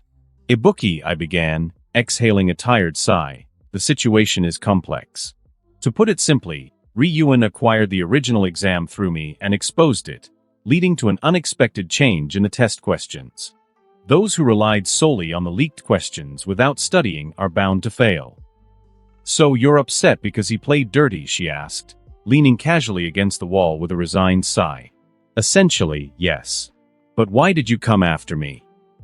I inquired, curious about her motives. I was tailing you, obviously. Seeing Ryuan's smug expression was infuriating. When Ishizaki, Albert, and I decided to follow you, Ryuan ordered us to stop. As if I'd ever listened to him, she scoffed, then gestured towards Class D. Besides, it's probably for the best that I'm here. You weren't seriously considering walking into Class D, were you? If expulsions are on the line, do you think they'd want to see you, the one responsible for their 750,000-point loss? I wouldn't be surprised if you received a less than warm welcome. Thank you, Ibuki, I replied, offering a grateful smile. She averted her gaze with a nonchalant "take whatever," then turned her attention to the front of the classroom. Looks like the Class D teacher is writing the names and grades. I focused on the teacher's actions, eager to assess the fallout. The entire class was now fixated on the whiteboard as she listed names and grades, then began to draw ominous red lines. If Ryuan aimed to cause chaos, he certainly achieved it, Ibuki remarked as Chabashira finished her task. I nodded silently, acknowledging the extent of the damage. Names like Ken Sudo, Kanji Ike, and Haruki Yamauchi, often dubbed the Idiot Trio, were expected to be there. Still, others like Kei Karuizawa, Hideo Sotomura, Kokoro Inogashira, and Maya Sato also fell below the red line. 7 students were expelled in an instant. Author's note: this is based off real academic ability scores and actual midterm scores. If people were to fail, these 7 would be the most likely. As tears began to flow freely among the students, I performed a quick mental calculation before approaching the door to Class D. Stepping through the doorway, I'm immediately met with Chabashira's stern voice addressing the students on the brink of expulsion. There's no further discussion. If you're not in the faculty room by the end of this period, we'll have you removed, she declares without a hint of empathy. Hirata, with a tone of resignation, asks, is there truly no alternative? His eyes meet mine as I stand at the front door of the class. You're not offering them any hints? I question Chabashira, stepping into the fray. Sudo, his anger real, charges at me. This is your doing, isn't it? He accuses, his fist raised. As predicted, Ibuki intervenes with swift precision, and her training is evident as she deflects Sudo's attack. Placing a hand on Ibuki's shoulder, I address the room. It's understandable. They're looking for someone to blame, and I'm the first they see. Sudo's confusion is apparent. What are you talking about? That's a conversation for a later time. Right now, there's a pressing matter that needs resolution within 10 minutes, I say, glancing at the clock. Turning back to Chabashira, I press her, why won't you assist your class? She meets my gaze, unflinching. They need to learn to solve their own problems, she retorts. I can't help but feign indignation. So their futures are inconsequential to you. You're a student, I'm the teacher. You wouldn't understand, she dismisses. With a touch of sarcasm, I reply, a teacher of Class D indeed. Let's hope you don't instill your students with aspirations to emulate you. Now, Chabashira, how many private points for an exam point? Ryuk, ever curious, inquires, what's your plan, Light? Ignoring his question, I await Chabashira's response. 100,000 private points per exam point, she states. The class murmurs in disbelief. Hirata rises to his feet, rallying his classmates. We might be able to save our peers if we pool our points. Quickly send your points to me or someone you trust, and we'll manage this together. His voice carries the urgency of the situation. Kushida's plea echoes through the room, her voice a mixture of desperation and determination. Everyone, please contribute as many points as you can. I can't bear to watch our classmates leave like this. Every point counts, and I'm contributing all of mine, she declares, showcasing her phone to prove her commitment. The class is spurred into action, with even those who failed the midterms joining in the collective effort, hoping for salvation. Hirata's expression darkens as he checks his phone. A little over 500,000 points have been amassed. It's a sum that could save either Maya Sato or Kei Karuizawa, the 2 friends who likely studied together. That's probably the reason their grades were so close. They were the closest students to passing marks, achieving similar averages across their subjects. Kokoro Inogashira fared worse, possibly due to her shyness and lack of study partners because of that. The potential here is obvious. Both girls wield considerable influence within the class. If I play my cards right, I could secure a strategic position within Class D. Kushida's voice trembles with uncertainty. How do we choose who to save? She asks, the gravity of the situation dawning on her. Both girls are a mere 5 points shy of passing, yet only one can be rescued. I clench my fists, feigning emotions of anxiety. Koenji's laughter cuts through the tension. What an amusing predicament. Shall we leave it to a game? He suggests, his enjoyment clear. A game. Karuizawa's voice is laced with disbelief. Her eyes seek Hirata's, who slowly looks away. Is there more to their relationship than meets the eye? Rock, paper, scissors, Koenji proposes, his smile unwavering. There's no fairer method than leaving it to chance. Sato's voice is laced with anxiety. Our futures, decided by rock, paper, scissors? 7 minutes remain, Koenji announces, shifting the focus to the two girls, tears brimming in their eyes as they face each other. Sato extends her fist, a tear trailing down Karuizawa's cheek as she mirrors the gesture. Best out of 3. Koenji inquires, almost drawing a laugh from me, but I restrain myself. Kushida interjects, her voice soft. 1 game. It's already too heartbreaking to prolong this any further. As the gravity of the situation sinks in, Sato and Karuizawa, tears streaming down their faces, nod in understanding. They begin the game of chance that will determine their fates. Rock, paper, scissors, shoot. In an instant, Karuizawa's fate is sealed.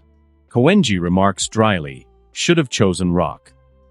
Karuizawa's tears flow uncontrollably, her sobs echoing through the room. I'm sorry, Karuizawa, Sato whispers, retreating with a heavy heart. Hirata approaches Chabashira, his voice hollow with defeat.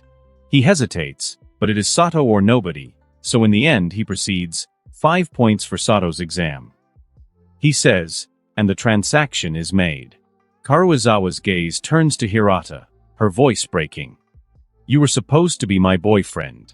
You promised to protect me, you swore. So why? Her words dissolve into sobs, her despair palpable. Why is it always me? Things were supposed to be different this time. She cries out, collapsing to the floor. The scene unfolds like a tragic play. Doubt and resentment are now ingrained within Class D. They will grow against the one who provided the exam paper, against Hirata, who couldn't prevent this calamity, and from Karuizawa towards her classmates who could only watch her unravel. Also, the expulsions that will occur in Class D will make it almost impossible for them to rise up. If the students realize this, the class will break apart. Many will be willing to betray their class if it means a chance to gain points. Feigning hesitation, I pull out my phone. Do you want to remain in the school? I ask Karuizawa. She pauses, her eyes meeting mine. Are you mocking me too? What's the point, except to humiliate me further? I move closer, ensuring Ibuki catches a glimpse of my phone screen. Stop, Ibuki interjects, grasping my arm. If you do this, you could be expelled. You made a promise in front of everyone. Indeed, I did vow to use my points solely for the class's benefit. However, the definition of benefit is so broad, and spending 500,000 points to save Karuizawa could be justified as such. It's a move that could be seen as an act of kindness, potentially earning the trust of Class D. Ibuki's warning is precisely what I needed. It makes my following action appear as a noble sacrifice. This situation is too cruel, I declare, my resolve firm. I cannot stand idly by and watch while this is happening in front of me. With that, I gently remove Ibuki's hand from my arm. All eyes were focused on me the moment Ibuki spoke of my possible expulsion. Everyone seemed curious about what I would be doing. The classroom's attention was fixed on me, the air thick with anticipation and anxiety. I made my way to Karuizawa, who recoiled at my approach. Don't touch me, she cried out, but I was already transferring 500,000 points to her account. Consider this a gift, I told her, showing her the updated balance on her phone. Whether you use it to stay or leave is your choice. I understand no matter what you do, but I would like it if you stayed, I said with a smile. Karuizawa's hands trembled as she took her phone, her voice barely above a whisper. Why? I don't understand. I offered no explanation, only a reassuring smile, which she returned with a nod before standing and approaching Chabashira. Yamauchi's voice broke the silence. What about us? He asked, desperation in his eyes as he gestured to Sudo, Ike, Inogashira, and Sotomura. I bowed my head slightly.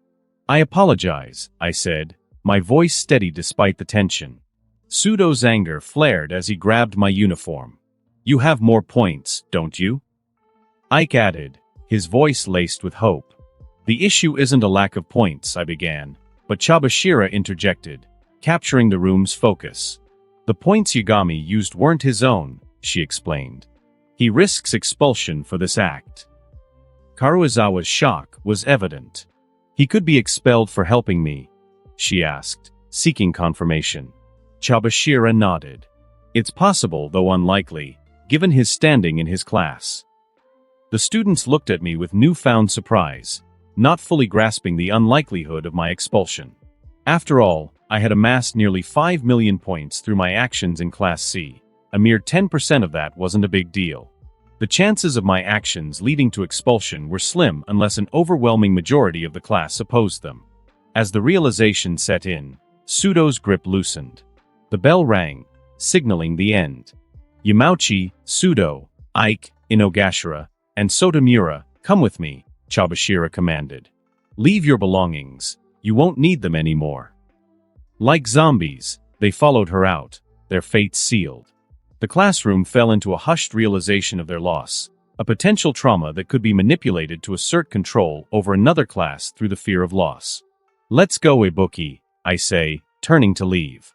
Wait, a voice calls from the back, stopping me. It's Horikita. You're aware of what transpired here, aren't you? That's why you came. I pause, weighing my response. I am aware, I admit, causing a stir among the students. Hirata, voicing the class's confusion, asks, why did this happen? Who's responsible? My involvement with my class prevents me from divulging details, but rest assured, this outcome was unforeseen by most in Class C. Your class was the intended target of a bad actor, but I can say no more, I replied apologetically. Ryuan enters, his presence commanding attention. Defending me, even in anger? How noble, he mocks. The situation, while unexpected, is clear. Ryuan's reputation precedes him, and it would be evident to most that he played a part in this scheme. I acted for the class, not for you, I retort, concealing my true intent. Ryuan dismisses the sentiment and then, noticing the whiteboard, remarks on the number of expulsions. Curious. There should have only been enough points to save one at most, he thinks, his gaze of realization landing on me. Horikita, ever perceptive, inquires, you orchestrated this? Ryuan's smirk widens. Yes, I did. Do you require an explanation? Horikita shakes her head. No, I understand what you did. Silence envelopes the room as the reality sets in. They look to Horikita for future clarification. Ryuan gestures for me to leave. You're finished here, aren't you? Without a word, I exit, glad to avoid further questioning. In the hallway, Ibuki and Ryuan catch up. Move along, Ibuki. Us men have matters to discuss, Ryuan commands. Don't order me around, Ibuki retorts, standing her ground. It's fine, you don't have to worry, Ibuki. Ryuan will say what he must regardless, I assure her. She scoffs, I wasn't concerned. Fine, do as you please, and departs, leaving Ryuan and me to our conversation. It may appear as an unnecessary move, but I've eliminated a potential threat in Class D, along with several of its members, and harmed Classes A and B financially, Ryuan declares after a pause. Frankly, I'm not even upset anymore. I've done all I can. However, contemplate your actions. My advice comes not only from a personal dislike of your tactics, but from a strategic standpoint. You've now become a target, I say, maintaining eye contact. He returns my gaze and erupts into laughter. Haha, you're overlooking a crucial detail. I've been marked since the start of school. The quantity of competitors aiming for me is irrelevant. Rest assured, I will not be bested by anyone here, he asserts, his gaze sharpening. I presume you share a similar sentiment. I doubt there are many who can match up to you in this school as well. You're neglecting a key factor. You're clouded by your win over Class D. Your actions essentially used me to trap the intellectuals from each class. It's premature to dismiss Class D as a non-threat. The fact that Class D triggered the trap itself indicates an unidentified talent among them, I explain. I haven't fully processed the situation, but you're right. Who could it be? Bold of you to seek my perspective after what you did, I retort. Don't be like that. We're still classmates in this game. Cooperation is important. I exhale softly before replying, very well, it cannot be Hirata. Indeed, his insight appears insufficient to notice the trap I laid. Plus, his demeanor suggested he felt utterly defeated. He has no mental fortitude. Ryuk concurs. I have doubts regarding Koenji as well. His academic performance is praiseworthy, yet his indifference to Class D's predicament and mockery of the class suggests a lack of genuine interest. He may be feigning ignorance, but his behavior didn't seem to surprise anyone in the class, I analyze. Ryuk counters. What about Kushida, the girl with the big bust? She distributed the exam papers to Class D, and her grades on the whiteboard were impressive. I nod in agreement, however. Her demeanor doesn't strike me as that of a leader. Upon my arrival in Class D, the animosity directed at her seemed to bother her more than the impending expulsions. After that, her focus shifted to amassing points rather than examining the situation her class was in, which differs from the analytical approach we'd expect from the genius who saw behind your trap. I wasn't present to observe, but if that's your assessment, then I agree, she's likely not our target. What about Horikita, the smart and feisty one? Ryuk probes. She aligns more closely with our mastermind's thought process, yet one thing troubles me, and that is. Ryuk prompts. Given your limited social interactions, you may be unaware, but rumors suggest Horikita actively avoids Kushida. If true, why would Horikita entrust Kushida with distributing the midterm exams instead of someone like Hirata? Good question.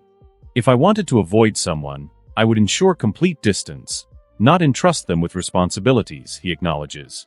Precisely. Considering all this, we can also easily conclude that the mastermind of Class D wasn't among the 7 facing expulsion. This leads us to a singular conclusion, I state, pausing for effect. Ryuk interjects, an individual posing as average in the class. Exactly. And they may now hold resentment following your recent stunts, I respond, a smirk forming. Ha ha ha, they're in no position to challenge me or Class C, given their current predicament, Ryuk laughs, and I nod in agreement. So what's our next move? I asked, but before Ryuk could respond, the school's announcement system was activated. The student council requests the presence of Light Yagami immediately, announces the speaker before abruptly cutting off. I pause, my gaze fixed on the announcement system. Isn't this a bit early? I ponder silently. What's the meaning of this? Surely, there hasn't been enough time for any significant discussion regarding your point usage, Ryuk remarks, a hint of curiosity in his tone. It could be one of two things. The student council president's sister, Susan Horikita, the girl from Class D, is impacted by your stunt, so he may have taken an interest in this case. It's just a speculation, but it could partially explain this call. And the other reason, he probes further. Given my previous encounters with him, it's possible he's taken a personal interest. He's probably caught wind of the expulsion incident involving Class D, orchestrated by Class C. It's a significant event, after all. He's chosen to address the matter promptly, I explain, my hand on the door to the student council room. Then I wish you luck, Ryuk says, lifting his hand in a half-hearted gesture of farewell as I step inside. You've arrived swiftly, Akane Tachibana observes, already in the main room. I happen to be nearby, I reply happily. Understood. Come with me, Tachibana instructs, leading me down a familiar corridor lined with multiple meeting rooms. She stops before one, reaching for the handle. Manabu Horikita, your third visit already. Typically, Such frequent encounters in my office would imply imminent expulsion or a personal connection, I state plainly as Yagami steps into the room. He chuckles softly, taking a seat. I'd prefer the latter in this case. I glance at the documents before me, Tachibana standing by my side, and inquire, "Are you aware of the reason for your summons today? Is it concerning your sister?" Yagami interjects with a hint of confusion. His rapid response and certainty catch me off guard. It's a rare quality, to be so unwavering in one's convictions, to act without doubt. Is this who Yagami truly is? A man led by conviction rather than calculation? I must tread carefully. I cannot afford another misjudgment, not after Nagumo. And why would you assume that? I probe. I have a younger sister myself, whom I miss dearly. If I were in your position and her class faced multiple expulsions, I would be very concerned, he explains. Interesting. And your sister, is she similar to you? I ask. He laughs. Far from it. We're often told we're complete opposites, though she shares my sociability. I offer a small smile. It's good to hear you value her well-being. Without question, he replies promptly. Let's address the true purpose of this meeting, I say, my expression hardening. Do you genuinely believe your presence here isn't due to the 10 suspensions, reduced to 5, orchestrated by Ryuk of Class C, or the 500,000 private points allocated by your class for collaborative use? I'm certain of it, Yagami states with assurance. And your reasoning?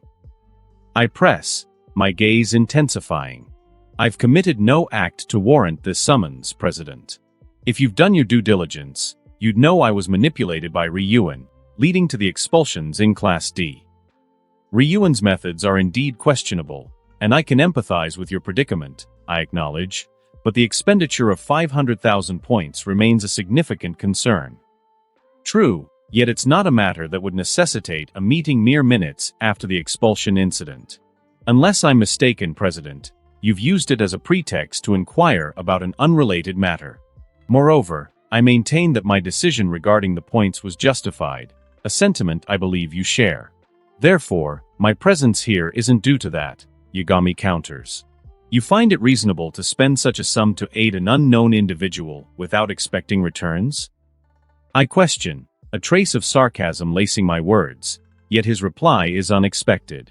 If actions like Nagumo's leading to widespread expulsions are deemed unjust and detrimental to the school, a view you and I share, then isn't it logical to oppose any threat of mass expulsion?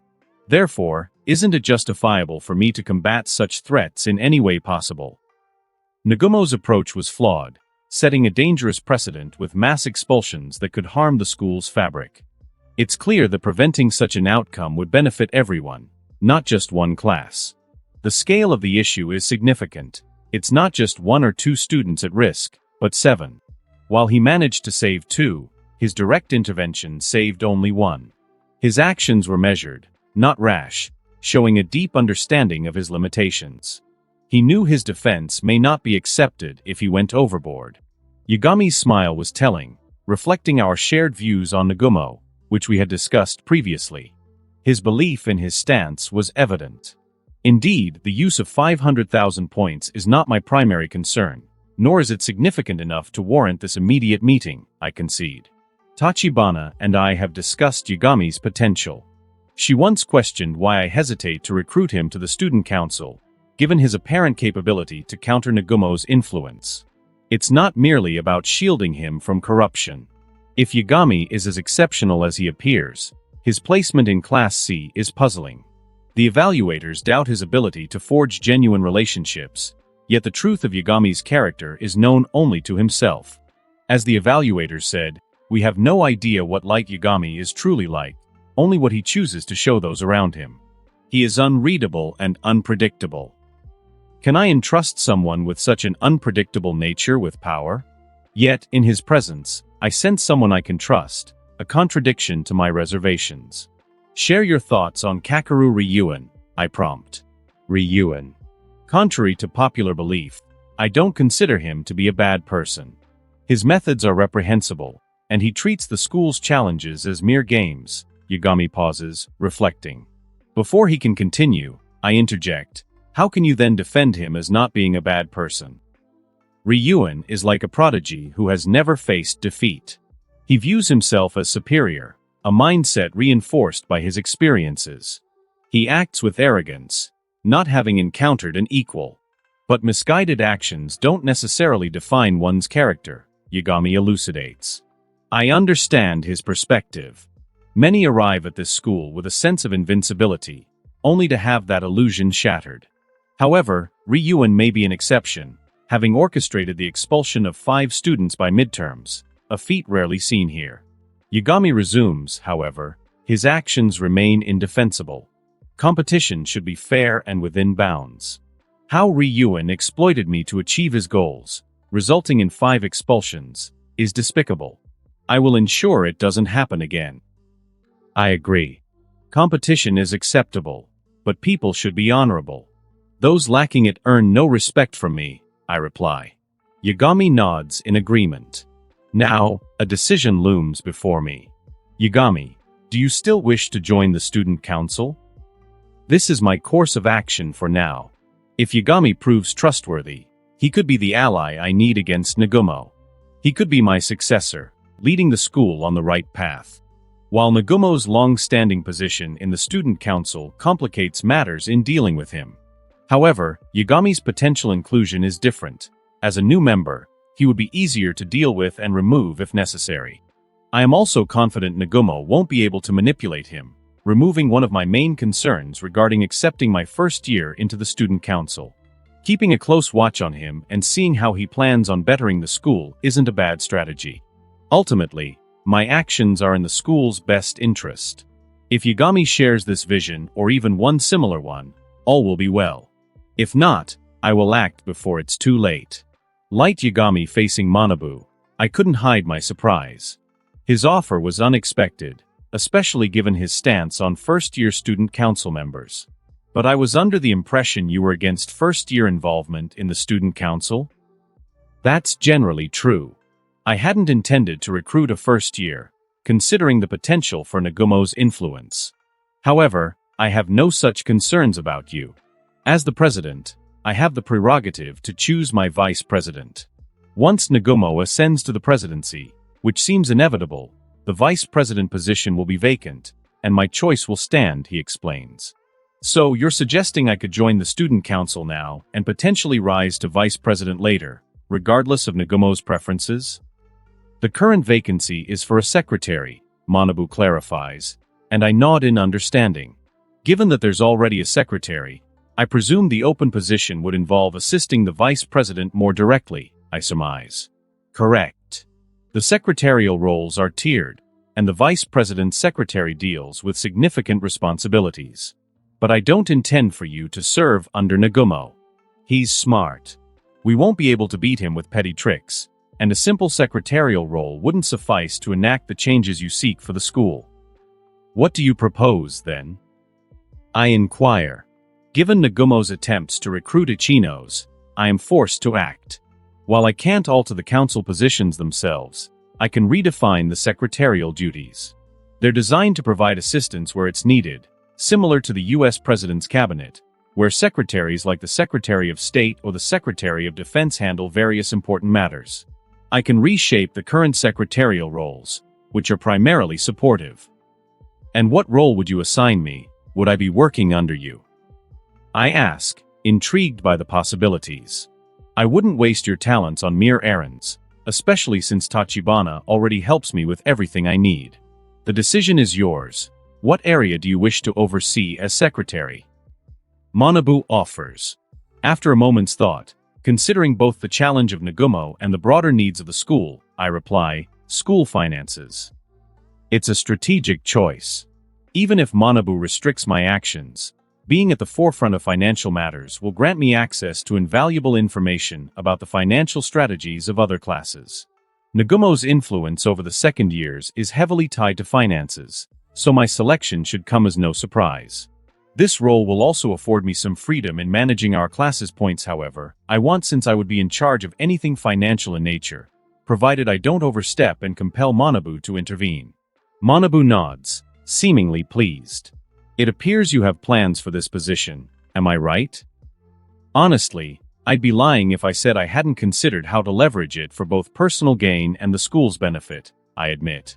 That isn't inherently a bad thing, but I trust you're aware of that. Welcome to the Student Council, Yagami, Manabu states, gesturing towards Tachibana, who had remained silent until now. Acknowledging with a nod, I bid farewell to the president and followed Tachibana to what will soon be my workspace.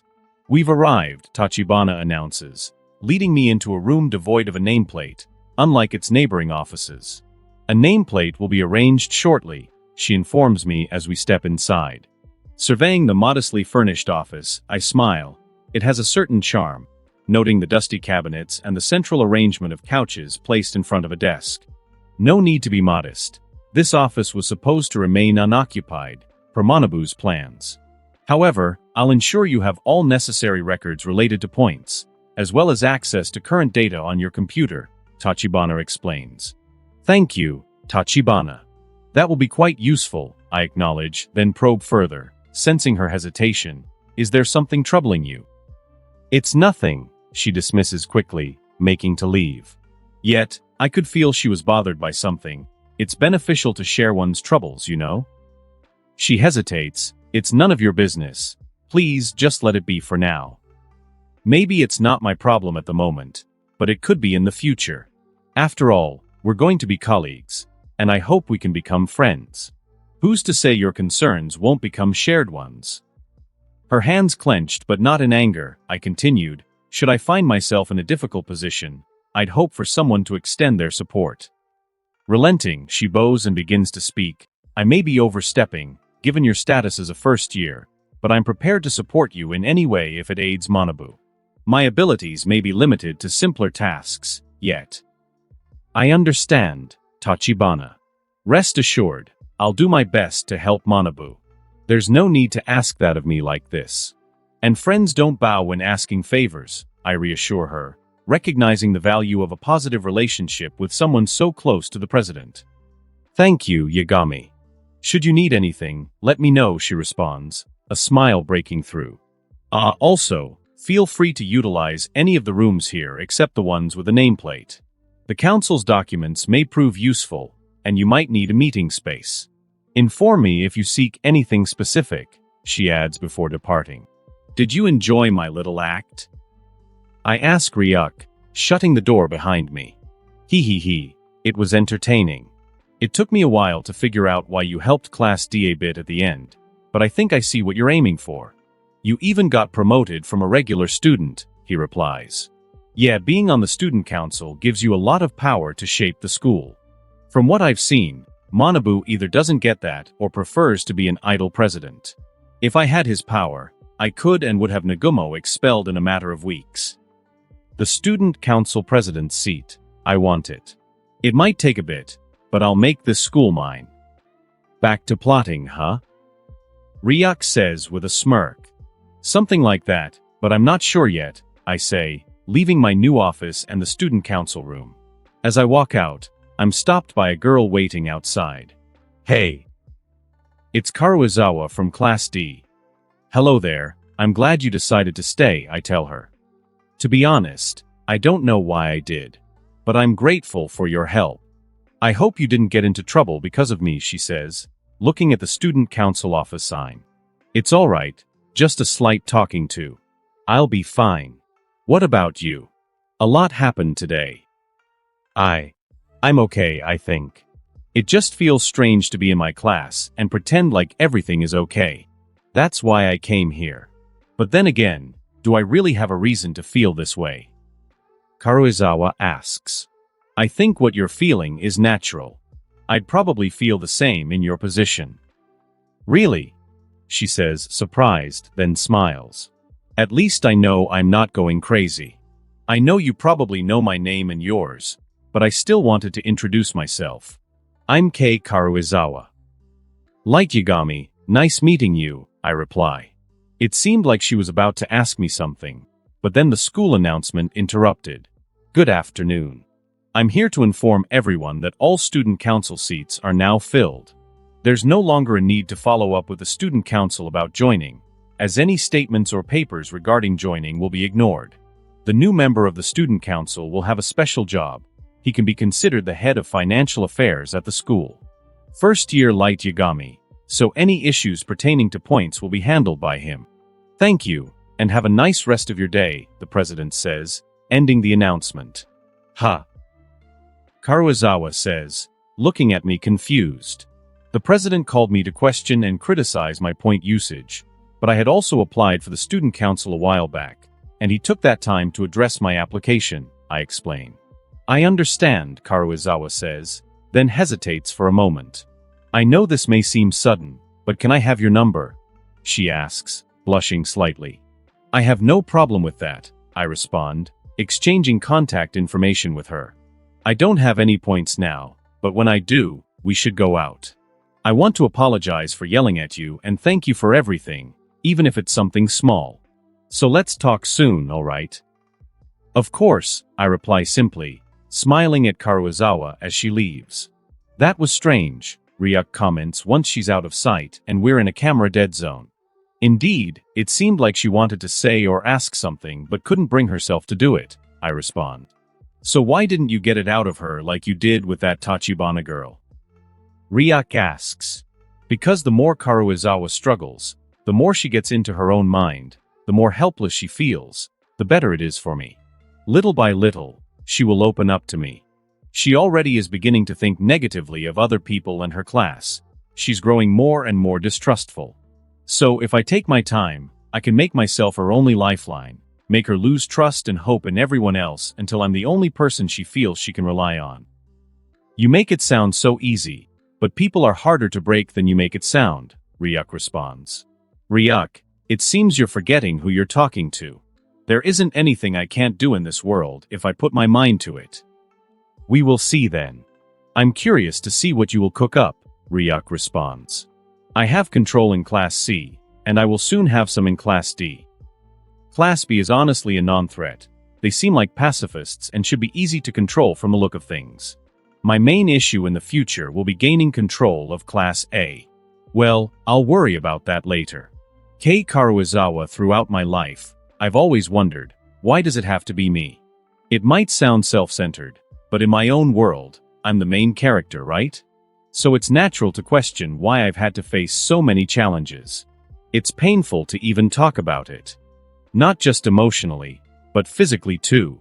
Whenever I think about my struggles, the pain seems to flare up, as if I'm there being stabbed again. I had such high hopes for this school. I thought I'd find my place, make real friends, and turn over a new leaf. But then the midterms happened, and I failed. Maybe it's my fault for not studying enough. That stings, sure, but what hurt more was what happened next. When it came down to it, when I was on the brink of expulsion, no one stood up for me. Not one of the friends I thought I'd made. I tried to change, to be someone different, someone better. But in the end, it didn't matter. I was alone, just like always. It was either me or Sato, but deep down, I knew the class wouldn't fight for me. People are selfish. They think about their own needs, their own wants. Whether it was Sato or me, it didn't matter what didn't matter. What mattered in the end was who would be more useful or what was the best use of points. In the end, even Sato, the person I considered my closest friend, was ready to leave me behind once she had saved herself. Either way, I was and may always be the one left behind. And that made me question everything. What's the point of trying if I'm always going to end up as the same old Karuizawa? That's why it felt like I'd been stabbed all over again. I'm terrified. I'm afraid of being worthless, of failing, of being bullied again. Above all, I'm afraid of being powerless. And I can't change that because that's exactly what I am, powerless. Or so I thought, until he approached me. Maybe there's still hope. Maybe not everyone is out for themselves. Maybe he can help me, and I can try again. But while he stood before me, offering help without expecting anything in return, I couldn't bring myself to ask for more. I didn't want to be selfish, not with him. And I was afraid that if I asked for help, that's all our relationship would ever be, me taking and him giving. I'd be a parasite. I don't want that. Karuizawa, you coming to grab some lunch? Shinohara calls out to me. Sure, just save me a spot, will you? I flash her a grin, shoving my textbooks into my bag. Once I'm packed up, I toss my bag over my shoulder and head out, phone buzzing with messages. It's become sort of a routine, texting Yagami after class. Sometimes he'd ask me to join him for lunch, and I gotta admit, those are the highlights of my day. But today, he's tied up with some school point system reform. He promised we'd hang out soon, though. Messaging him back, I can't help but smile as I push through the cafeteria doors, making a beeline for the food ordering devices. Then bam. I crashed into something, or someone. Watch it. That was my lunch. The girl I bumped into is fuming, and now we've got an audience. I scan the scene. They were walking on their left side, totally ignoring the unspoken rule of sticking to the right.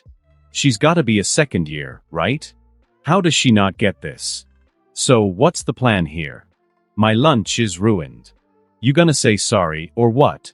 She demands. I glance around, spotting a few familiar faces. There is no way I can back down. Excuse me? You're the one who's out of line here. Ever heard of following the flow? I'll walk where I want. Maybe keep your eyes off your phone next time, she snaps back. Her friend chimes in, yeah, Yumikwi, that lunch wasn't cheap. I stand my ground. Not my problem. You're the one causing a scene. Yumikwi clicks her tongue, whatever. Let's go. But as they leave, she tosses a threat over her shoulder. Just remember, you brought this on yourself. Her words send a chill down my spine. What's she planning? Karuizawa, you didn't even back down to a second year, did you? Shinohara's impressed. I just smile and nod. Let's not keep Matsushita waiting. With that, I shake off the tension. This isn't middle school. There are cameras everywhere, and I'm not alone. Those second years were probably just bluffing. Yeah, let's go, I agree, following Shinohara to join the others. Light Yagami, messages second year. We've done what you wanted. Here's the audio. Now, where's the rest of my money? I need it if you expect me to keep working with you. Me, check your account. I've sent a bonus. And listen, I need you to keep up the pressure on Karuizawa. Make her life miserable, but don't get caught. If you pull it off, there's more where that came from. Second year, got it. I don't like her anyway. But you know, if things get rough, we can't exactly provide proof without risking ourselves. Me, don't worry about proof. I'll know if you're doing your job. Just provide whatever proof possible, like pictures or videos, even if they don't have any audio or parts cut out. I'll reach out when I need you next, around this same time. And don't contact me, I'll block you to keep this quiet. Second year, fine. I'll clear our chat. Just make sure it's worth my while next time. After ensuring no traces were left, I blocked the second-year student. She was well known, albeit not for the best reasons, which made her an easy target for manipulation. Returning the phone to Morofuji, I apologized for the delay. Sorry to keep you from lunch again. Here's your phone back. Rika Morofuji, a classmate from Class C, lacked friends and was easy to take advantage of. I could easily use her phone for my plans without arousing suspicion. It's okay, Yagami. I don't mind helping you out, Morofuji replied, her voice timid. There are a few things you need to remember, I told her, ensuring she understood the gravity of the situation. She nodded, waiting for instructions. The points I transferred to your account, keep that to yourself. Don't use them, I'll need them later. And if anyone asks about them later on, here's what you'll say. That girl is finally gone. She was getting annoying. It was almost like she had no plans of leaving. But anyways, Light, bullying an innocent teenage girl, how do you feel about yourself? Ryuk asks sarcastically. Bullying? What do you mean? I'm not doing the bullying. It's not my fault some horrible people exist out there in the world. He. How did you even come up with the idea to bully her? Well, it was because of all the things she said when she was about to be expelled. She talked about being protected, she regarded herself as a victim, saying why is it always me, and spoke of how things were supposed to be different this time. I see. Are you sure that Rika girl won't mess your plans up? Ryuk asks. She can't. The number is blocked and deleted from her phone. I have it memorized for when I message the second years. She won't learn of what I am doing on her phone unless things get out of hand. And if things do get out of hand, I can easily throw her under the bus, pinning Karuizawa's bullying on her. Nothing can be linked back to me, after all. All I have to argue is that she was upset that Class C's points were wasted on a worthless girl like Karuizawa, so she found a way to take her anger out on her. Of course, I prefer to avoid that scenario though. I don't want anyone from Class C to be expelled. I see. Then all you really care about is that none of this can be traced back to you. Precisely. But as far as Morofuji knows, she's secretly aiding me against Nagumo, a task I can't openly perform due to my position on the student council, I say as I print out a couple of documents from my computer. Exiting my now livelier office, I head into the main section of the student council and discreetly toss a paper in the box for student reports. What was that? Ryuk asked.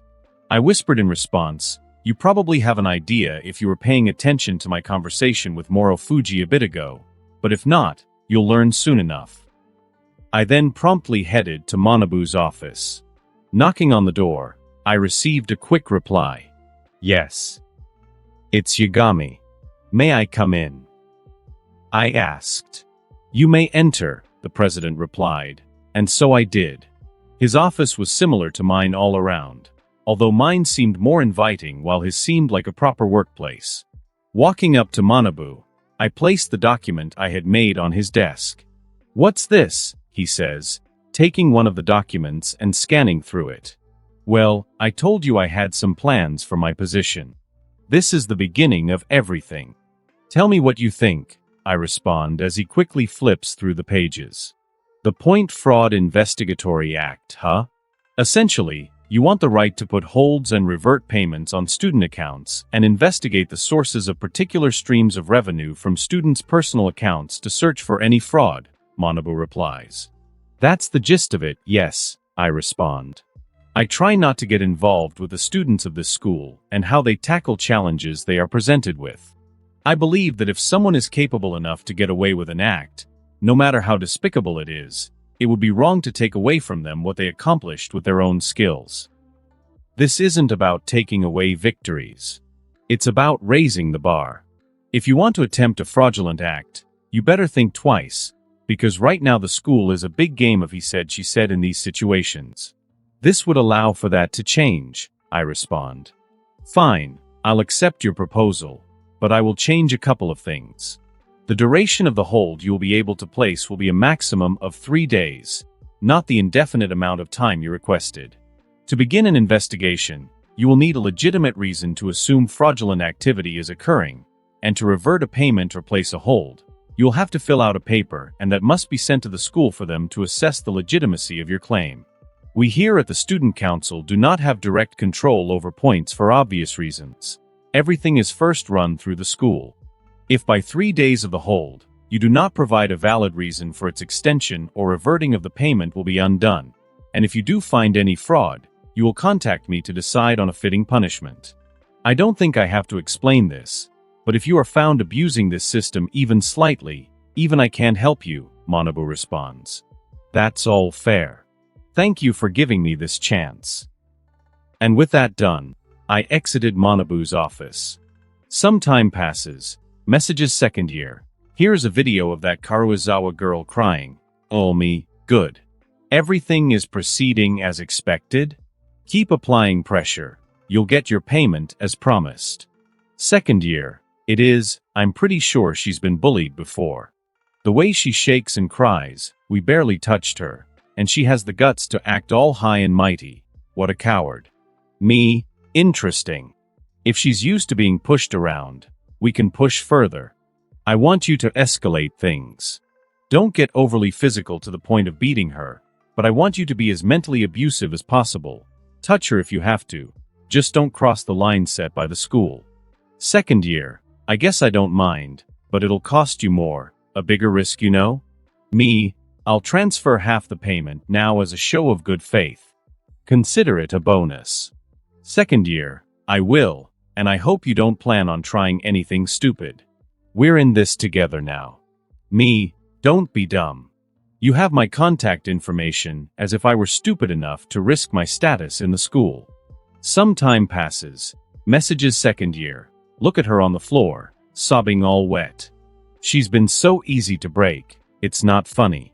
Me, you dumped water on her?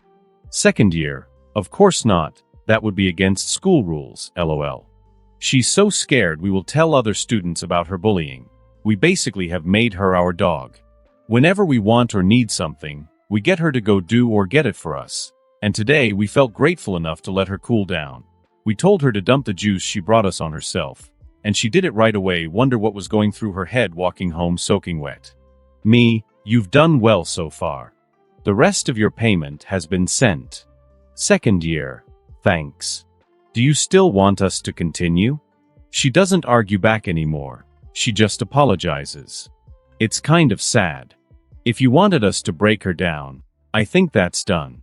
But I wouldn't say no to some more easy money. Me, I have something else in mind. I'll pay very well. I want all of you and both your friends in on this if possible. Second year. Of course, what is it? Please read below. And that concludes this episode. If you enjoyed it, I'd seriously love it if you guys could leave a like on the video, as it genuinely helps out so much, and it keeps me going, plus it takes only 1 second. That said, have a wonderful day. See you in the next one.